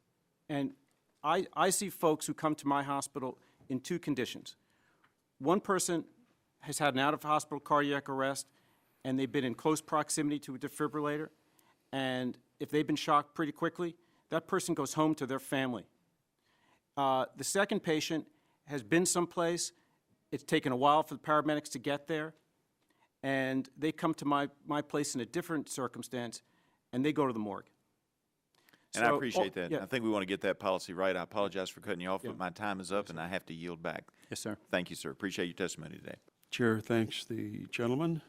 Now recognize the gentlelady from Florida, Ms. Castor, 5 minutes for questions. Good morning. Thank you, Mr. Chairman, for calling this hearing, and thanks to all the witnesses for being here today, especially for including H.R. 4153, the Educating to Prevent Eating Disorders Bill, and H.R. 2713, the Title VIII Nursing Workforce Reauthorization Act. And I want to thank my colleague, Representative Lois Capps, for introducing the Title VIII Nursing Workforce Reauthorization Act. I'm a proud co-sponsor of this bill, which would reauthorize critical nursing workforce initiatives that are so desperately needed. And I hear from Diane Morrison-Beatty, the Dean of the College of Nursing at the University of South Florida in Tampa, and her excellent team. They're some of the most passionate advocates for a strong nursing workforce. And that's one reason why USF's College of Nursing was ranked as one of the best graduate schools this year in a national ranking. I'm very proud of them. Ensuring that we have qualified registered nurses and advanced practice nurses is critical to meeting our nation's healthcare needs. I'd also like to thank my colleagues and friends, Representative Renee Ellmers and Yvette Clark, for introducing H.R. 4153, Educating to Prevent Eating Disorders. We filed this bill last week. It's an important bill that is aimed at reducing eating disorders with early intervention. Specifically, our bill would create a 3-year pilot initiative which would provide grants to schools serving middle school-age children to test the impact of providing students with interventions to prevent, identify, intervene, and manage eating disorders.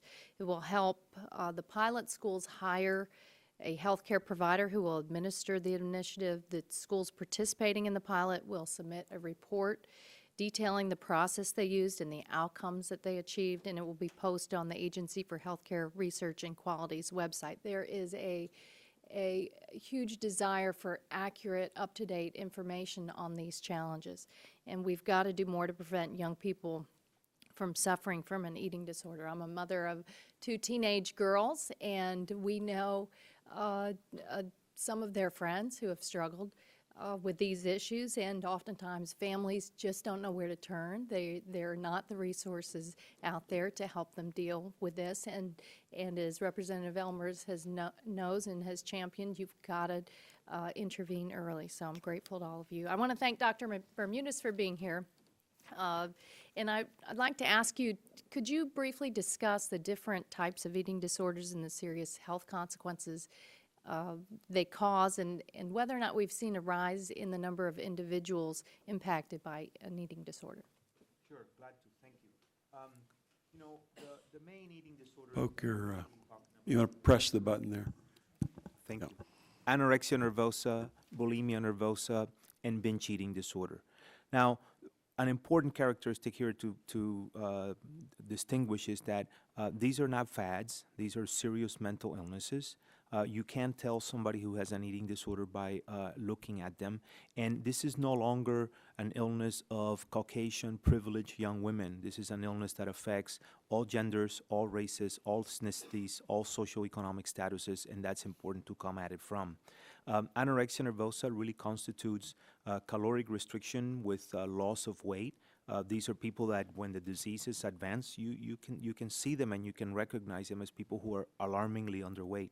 In the case of bulimia, these people often binge eat, which means that they consume a very large amount of calories in a short period of time, then feel very guilty and tend to induce some form of purging, most of the time by vomiting, inducing vomiting, or abusing laxatives, but there are other forms as well. And binge eating disorders are people who will binge recurrently and not engage in the compensatory mechanisms that include the purging behavior. So that's really what we're talking about, the opportunity to for early identification and appropriate early intervention, I think would save many, many, many lives. And does the data show that the number of cases is increasing? Cases is also increasing. So we're seeing some what's called demographic drifts. We're seeing younger and younger children involved in eating disorders as young as 7 and 8 years of age. That was unheard of a few years ago. More mature people in midlife, more women than men, but men also in midlife.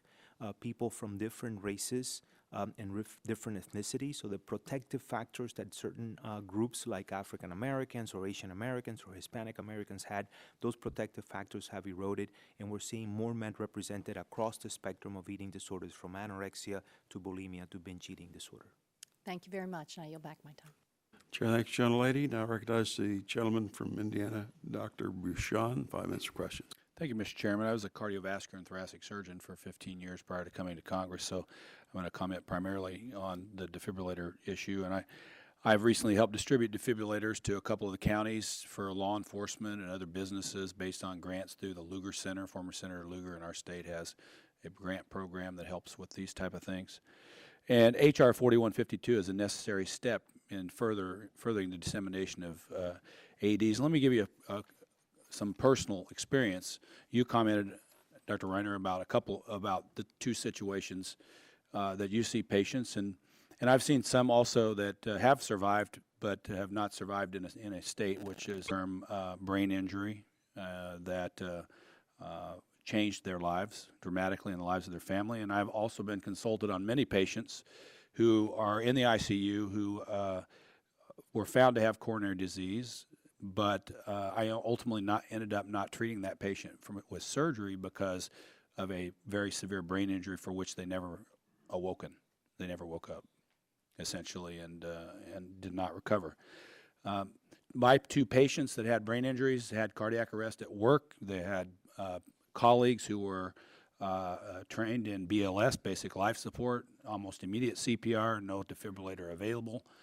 5 to 10 minutes time before a defibrillator became available. They survived but had injury. So this is really important. The other thing is and I'm going to ask you to comment on this, education of the public in the use and in the importance of these is critical. Employees at businesses, school children, I think in their health class or something just about this, because one of the biggest barriers to use, even if they're available, is fear. And I had a colleague of mine in an airport traveling to Washington who saw a person that had an arrest. There were people standing around, and he was a physician, and he said, "Is there a defibrillator available?" Of course there was, and they used it, and that patient survived and subsequently had heart surgery and is normal. But had he not been there as someone that was able to overcome his fear because of his training, that may not have happened. So there are some barriers. So in combination with availability, can you comment on what your thoughts are also on, on the importance of education and helping people overcome their fear? I think it's a wonderful point, Congressman. The biggest issue is that people don't know that they can do this. We took a defibrillator out to the Verizon Center a couple years ago and filmed people as they walked down the street. We said, "Hey, you want to try and use a defibrillator?" These were folks who had never used it, and they all could do it. They could do it very quickly, and the universal response was, "Oh, now I won't hesitate to use it if I ever have to." But this kind of uncertainty exists not just for the general public, but it exists for corporations. They're afraid of being sued if they get it wrong. All that this bill says is, if you have a defibrillator that works, you're protected from liability. It's a simple bill, but once national organizations start educating people about the bill, then I agree. We need to educate everyone how to use these devices. Imagine having a fire extinguisher in the corner that had labels on it that said, "For use by trained, rescuers only." Right. This is a fire extinguisher that talks to you. Yeah, I agree with that, and that's why, I have, I have real issue when trial lawyers, for example, have questions about people using things in good faith that save people's lives, and as a physician, my personal view is it's really sad that they would consider the financial benefits of suing people doing things in good faith. I really take offense to that, honestly. Dr. Gregg, you commented on your screening tests. It seems, are they better than an amniocentesis? That's the point. Because at some point, when did the screening tests supplant a more invasive study and become the standard? Screening tests have been in place for more than 30 years. The initial screening test was age alone. You'll remember that age 35 was what rattled people's cage a little bit. Today, we recognize that the detection rate, age alone, is not better than about 30%, just using age as a marker to go to the amniocentesis, as you're implying. So we put in place over the last decades, multiple other screening paradigms have been put into place. Today, with non-invasive prenatal screening, we're at 98% detection rate from that 30% for advanced maternal age. The follow-up test is the amniocentesis or the chorionic villus sample. Okay. Yeah, I guess my point is that at some point a screening test becomes the standard of care for the test, and it supplants a more invasive test. No, my time is up. So EKG doesn't replace what you do. Understood. Yeah. Fair point. Yield back. Chair thanks the gentleman. Now recognize the gentleman from California, Mr. Cardenas. 5 minutes for questions. Thank you very much, Mr. Chairman. Thank you, Doctor, and all of the people here who are on the panel giving us their expertise, and also my colleagues who have practiced as well. Thank you so much for shedding light on many of these issues. I'm not a doctor, nor do I play one on TV, but I do care about the state of healthcare for our country, and certainly now that a new chapter in my family's life has begun, as our daughter and her husband announced to us very nonchalantly that they're pregnant and that our first grandchild is on the way. And that being the case, it leads to my first questions that having to do with prenatal screenings. An article late last year in Disability Scoop discussed some limitations of cell-free DNA prenatal screenings and suggested that the need for quality control needs to be improved. So my first question is to Dr. Gregg. Are you aware of any non-invasive prenatal tests that are regulated by the FDA? No. No? Okay. Some companies that make these tests have made claims about the high accuracy of their results or have made claims of very few false positives. Do any federal agencies such as the FDA evaluate the claims that these companies are making to ensure that they are valid and supported by clinical data? Currently, the FDA does not regulate this particular LDT. Mm-hmm. So those claims, where and how are they validated by third parties today? By third parties? Yes.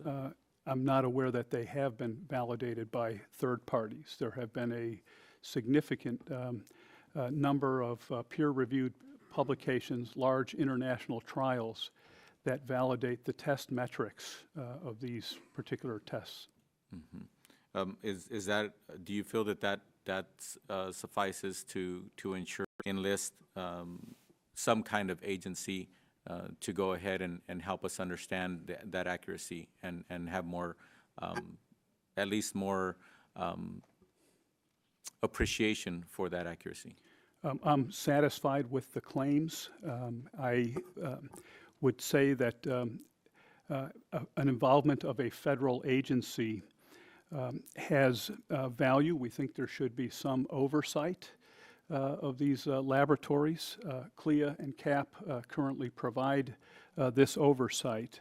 To me and to ACMG, one of the principal values of FDA oversight would involve labeling and marketing aspects. Clinical validity has been established for other types of prenatal screening for aneuploidy. These out-of-the-box kits are probably regulated already, but not molecular-based testing in this way. Mm-hmm. What can Congress possibly do to assure the quality of these tests and that the tests are providing accurate and reliable information to providers and specifically pregnant women? Well, the tests already provide accurate information. The laboratories themselves do currently have CLIA and CAP oversight, so that's already in place. Mm-hmm. And so right now, as you see it, Dr. Gregg, the environment is at least satisfactory for those assurances and understanding by not only the practitioners but also the patients? No, I don't think it's satisfactory as far as it relates to practitioners or patients, and that's what H.R. 3441 proposes to do, is put in place the educational initiatives so that they're detailed, in-depth, and provide for balanced and accurate information as the technology evolves. Currently, the technology has expanded beyond simple aneuploidies or common aneuploidies. As I said earlier, there are genomic changes that the technology is now being used to report screening results to.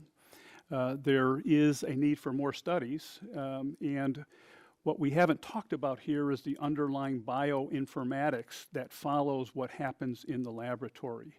The bioinformatics is a big piece. It's proprietary.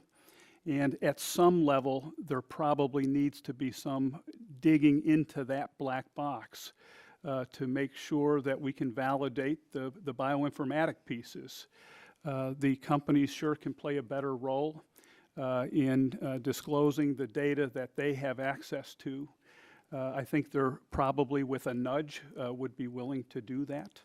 But that's the type of oversight I think that needs to be in place on the laboratory side.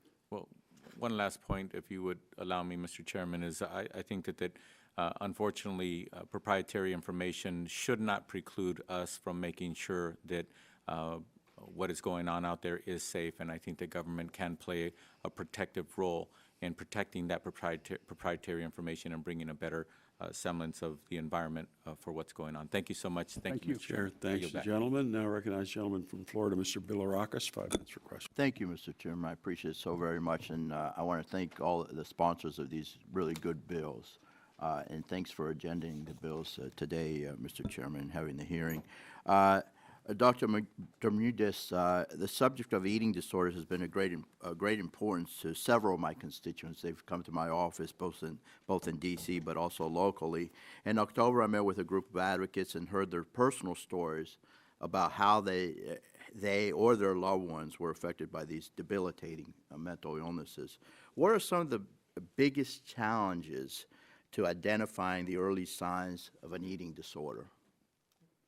So, eating-related pathology has an interesting characteristic, which is that people tend to not want to be discovered, right? So people in other areas of medicine want to seek the help and want others to know because that's the path to accessing help. In eating disorders, that is not the case. There's a lot of secretiveness in the clinical presentations of an eating disorder. So imagine, a 14-year-old who, learns about some of this in the internet or may have some friends that have been affected, they talk about it, and she sort of begins to change her behavior into restriction and dieting and exercise. Well, she doesn't want anybody to know. That's one of the biggest challenges to discover. Hence the importance of educating those in the front lines, those individuals that really day-to-day are interacting with children.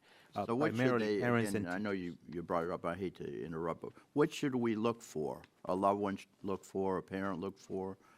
So we should look for How can we change. detect We should look for signs that are telling us that something is really changing in the way this individual views themselves and is trying to project themselves and fit into the world around them. So when a young person starts to make self-deprecating statements about their size, their weight, their appearance, their desirability, when a young person starts to, make excuses to not eat, when a young person is losing weight and stops participating in the normal activities that they have had interest in and love, especially social aspects of them, then I think families need to sort of pick that up and become concerned and seek appropriate assessment.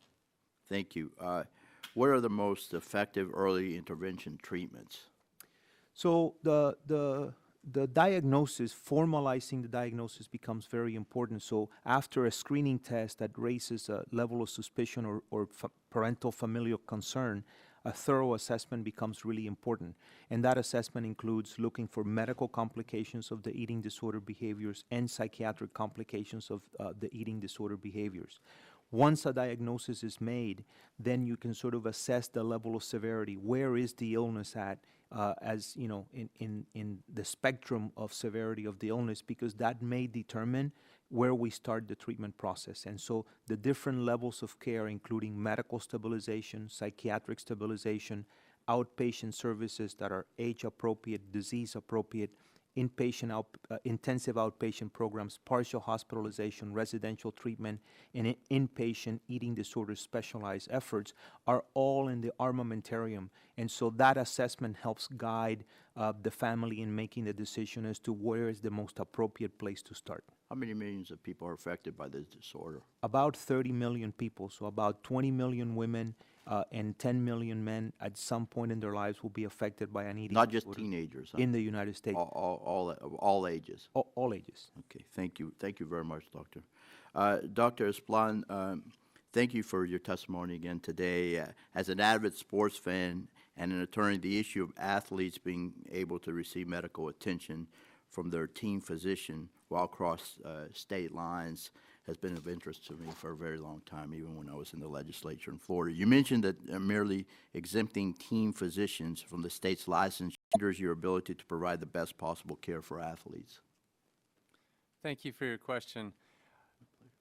I'm not sure that the language of the bill or the law hinders an ability to provide health care. What it does, though, is it it takes away protection for the athletic trainer or the physician after they've provided that health care in case something were to go wrong. As I testified earlier, many medical malpractice carriers tie that malpractice coverage to that licensure link. And so of the major malpractice carriers that we surveyed, almost 30% said they wouldn't cover someone out of state regardless of licensure if they were out of state. 50% said if they would cover them out of state only if they had a license in that second state, and there was 25 or so percent that wouldn't cover them at all. I'm sorry, there's 25% that would cover them regardless of what state they were in. So having the licensure piece overlooked or not married up will put physicians and athletic trainers and other providers that provide that care at potential great malpractice risk. And They're so having trouble, teams are having trouble hiring physicians for these positions because of the risk of lawsuits?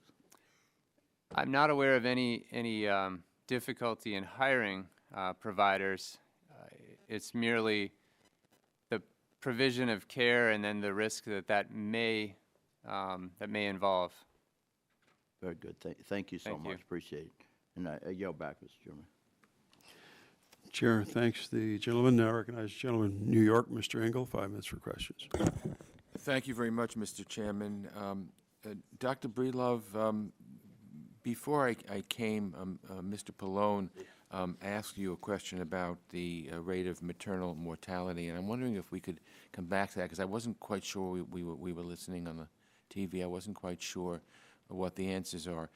The statistics I have is that it increased from 7.2 deaths per 100,000 births just in 1987, and it's more than double today, 17.8 deaths per 100,000 births in 2011. And I just, what's the reason for that? That's really alarming, or it seems alarming.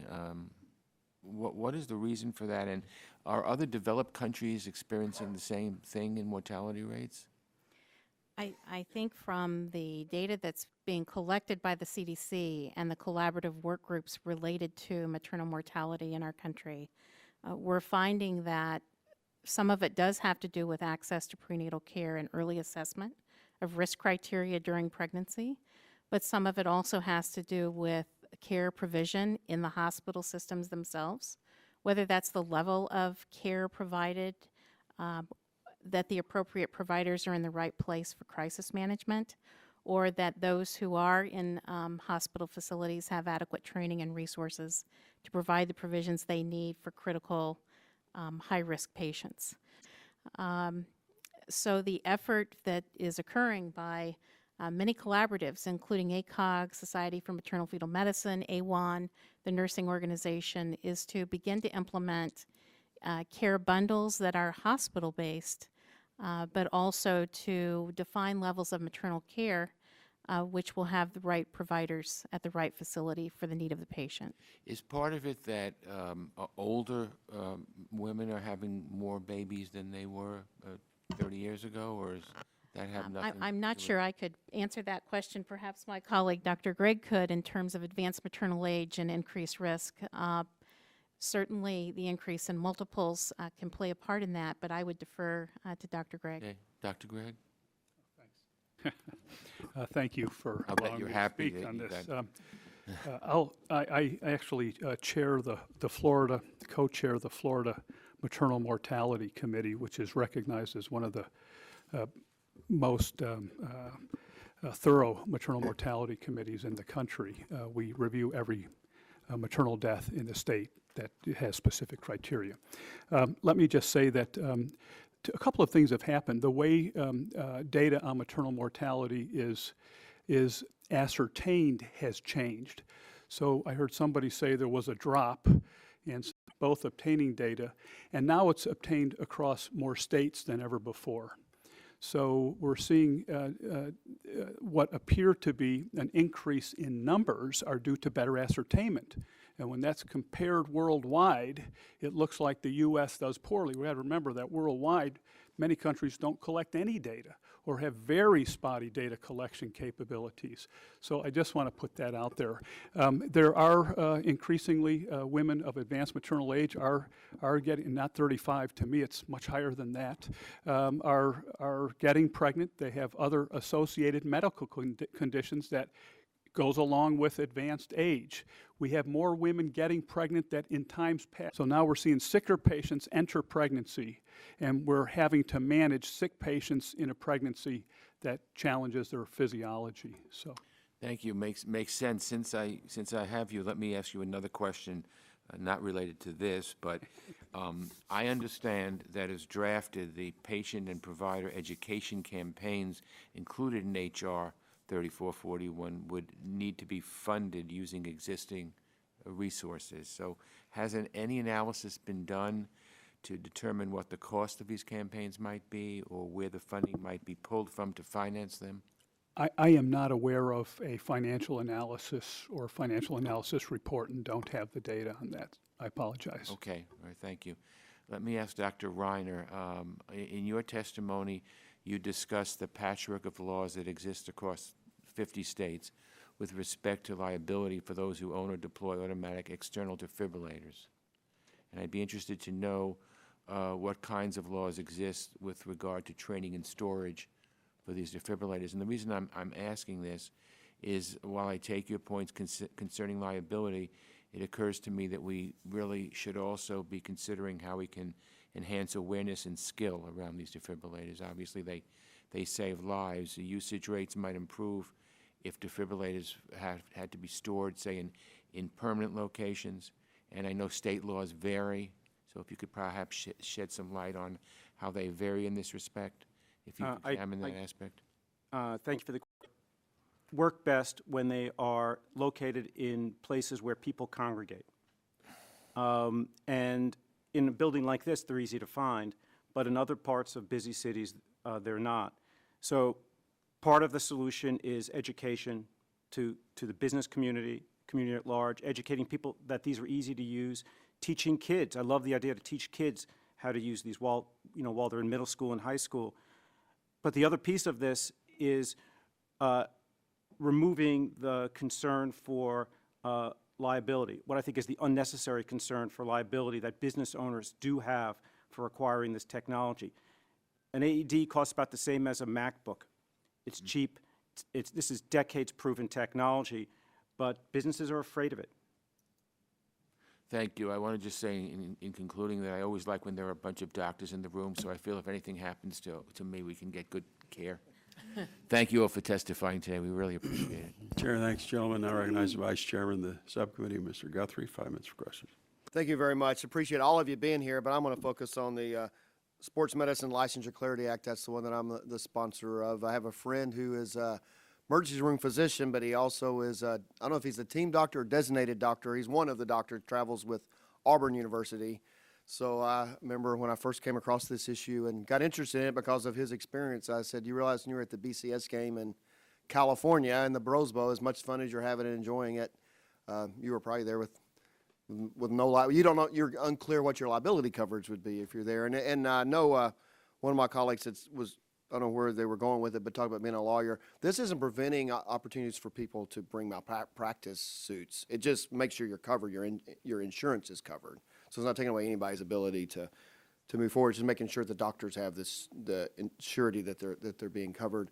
And also, I'd just like to compliment Georgia Southern. I got to see you guys play a couple years ago at Georgia Tech. I was there for a game. My son's there, and it was a closer game than some thought, and I think there was a controversial overturn that changed the game for Georgia Tech's behalf, and a lot of fans get upset. But I remember walking out going, wow, Georgia Southern handled everything with class, and a lot of great program, a lot to be proud of in that program. And I know you're going to Mobile, so you're going to have to go to Alabama without a license, right? So practice and license. So that's the thing that we're trying to fix is that, you've got Western Kentucky University. You're playing Bowling Green. We're from Bowling Green. A lot of people think we're playing you guys, but we're Western Kentucky University, and we're going to Miami. And so I remember last year we actually went to the Bahama Bowl, and it's amazing how many 18 to 22-year-old young men do not have passports. So my office actually spent about a month trying to get everybody cleared to go to. So when these games happen and it's a single game somewhere, you just can't do paperwork for every scenario that you're moving forward. So we just want to fix it. I think it just makes it smart. I think everybody agrees that the team physician should be able to travel with the team who knows the young men or women and knows there may be a previously injury or what they're favoring. And so instead of bringing a local physician there that doesn't know the history of each kid, it's important to do so. So I just want to ask you about the licensing process for sportsmen and professionals at the state level. And I know it'd be very expensive and cumbersome and maybe even impossible from the time you get a bowl bid to you're ready to play a bowl game to get licensed as a sports professional in a state. So what's kind of the process currently to be licensed as a sports professional in Georgia or any other state you're familiar with? Mr. Guthrie, thank you for the question and thank you for the support of our bill. You're correct. All 50 states and territories have differing requirements or processes to get a medical license. They generally look at your educational background, your malpractice claims, your continuing medical education, and then they issue a license. And well, each state has sort of an underlying, they're all similar, but yet they're different. And so we've been to Alabama 3 times this year to play, or we've been there twice, and we're going to go back a 3rd time. And had I known with enough time to get a temporary 14-day license, which according to the state of Alabama would cost $500 and would only last for 14 days. So in our initial trip to South Alabama, I could have paid $500, gotten 14 days of coverage. 2 months later, when we went for Troy, I would have to pay another $500 to get 14 days of coverage. And now that we're returning to Mobile, another $500 for this 14 days of coverage. So the temporary medical licensing may work on occasion when you know that you have, when you know where you're going. But even if you're licensed there, there's no guarantee that your malpractice insurance recognizes that, right? That's what we're trying to clarify. That is correct. And in a study that we've talked about, malpractice carriers sometimes tie their coverage to your state of license. So each state is different. The process is costly, anywhere from $150 to $900 per state, and the time frame on that is anywhere from 2 to 6 months until that paperwork and process. Okay, I want to get to a couple other questions. So the bill does restrict what you do. Like you couldn't have gone to Troy Hospital, or if you went to Montgomery or wherever you went, or Birmingham, and performed orthopedic surgery on the player that was hurt. Correct. I mean, it does restrict what you can do to pretty much what we understand as on the field coverage. Yes, it restricts it to on the field or in the training room type coverage. Any coverage that would occur in a medical facility like a hospital or a clinic would not be covered by this bill. It's typical stuff that you would do on the sidelines, in the training room, underneath the stadium. And why's that important? I got just a couple of seconds, so I want to make sure. Why's important? Because I know my friend was telling me that this person has a sore ankle, this person's done it before. If he hurts it again in the game, I know where to go. Why is it better to have, I guess I'm answering it, but why is it better to have you with your team than just hire a local doctor to come cover the game? Well, you highlight some of the concerns with the orthopedic issues, but we're seeing more and more young people with complex medical issues that are playing sports at the highest level. We have several asthmatics, several diabetics.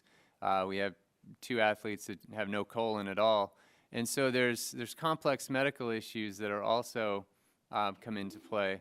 The example I highlighted in my testimony was spinal cord care. That process is practiced and rehearsed weekly with our team.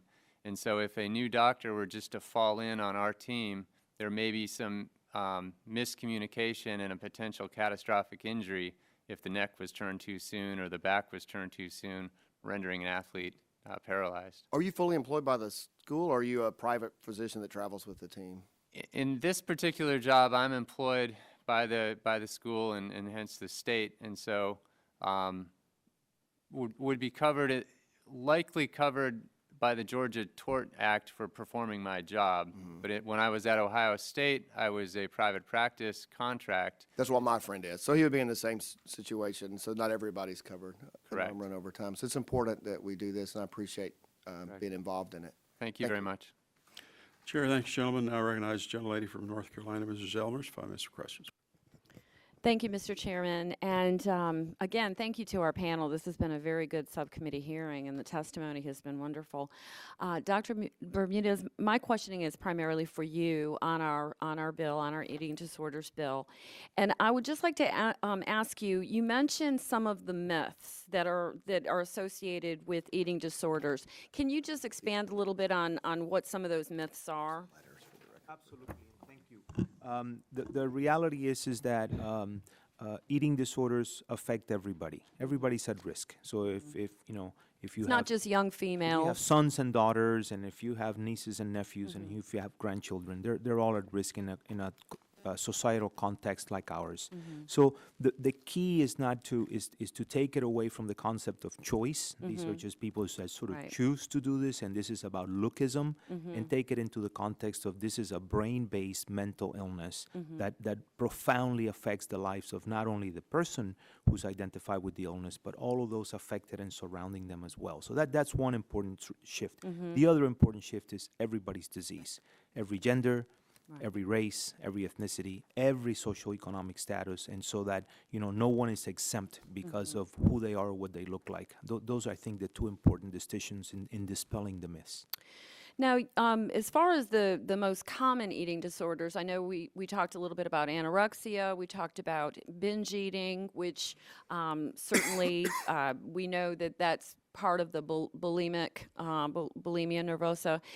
Do you also consider, kind of along the line of the binge eating, those who are overweight and eating disorders associated with, you know, maybe not the binge side of it, but the eating, you know, we know that we have kind of an epidemic in this country of obesity.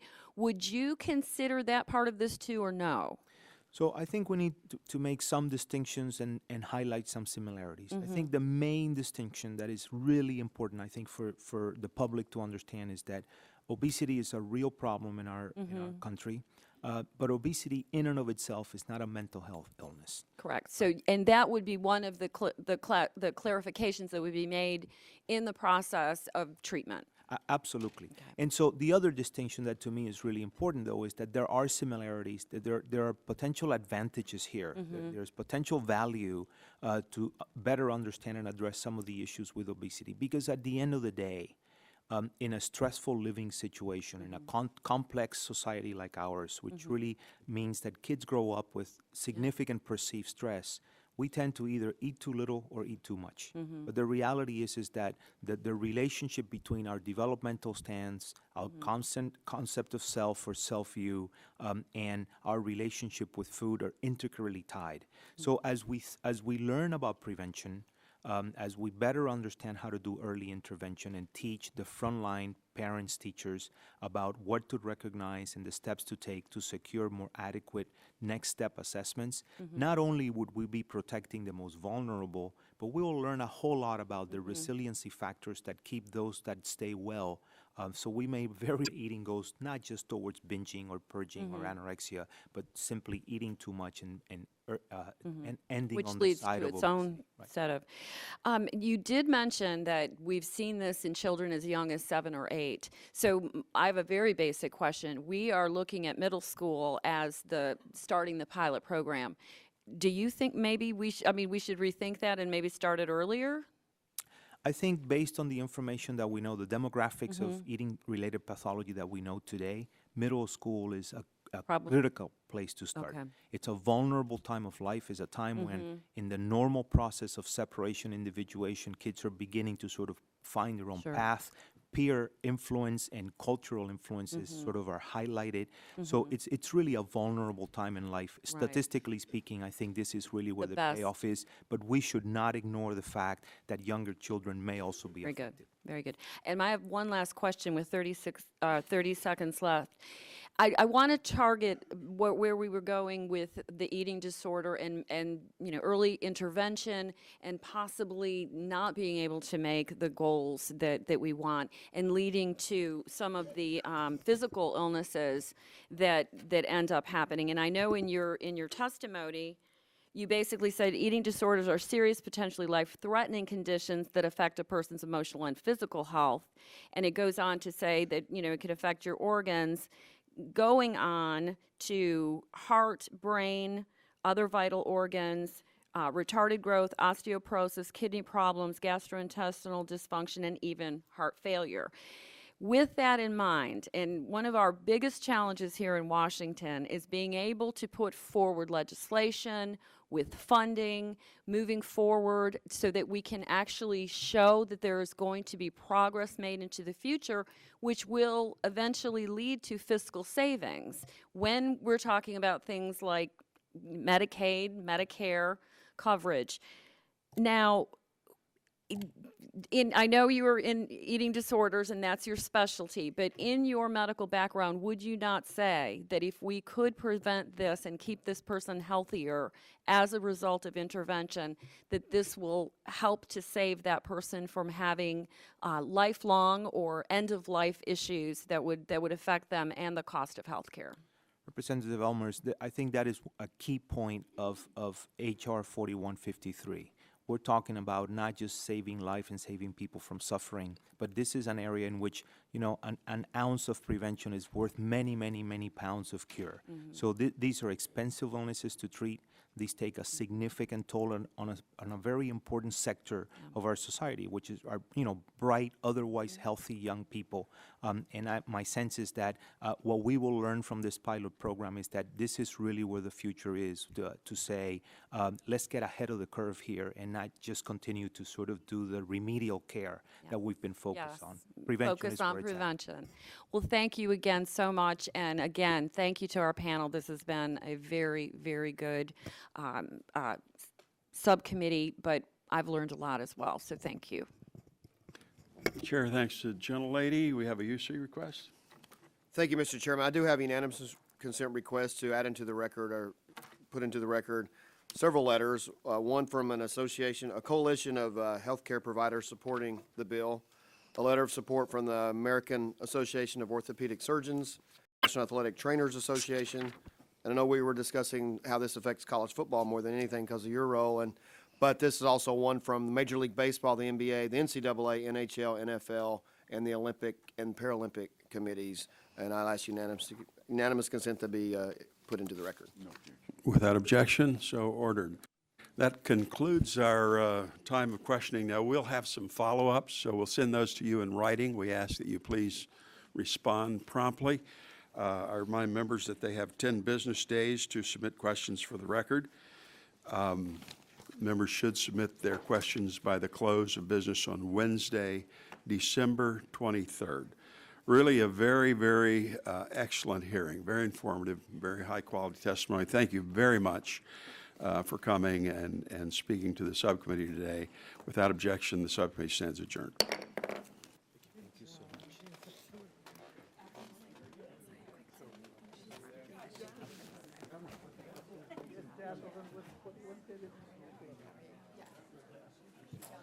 So glad you're here. Thank you for your note. Thanks for coming. Thank you so much for your report.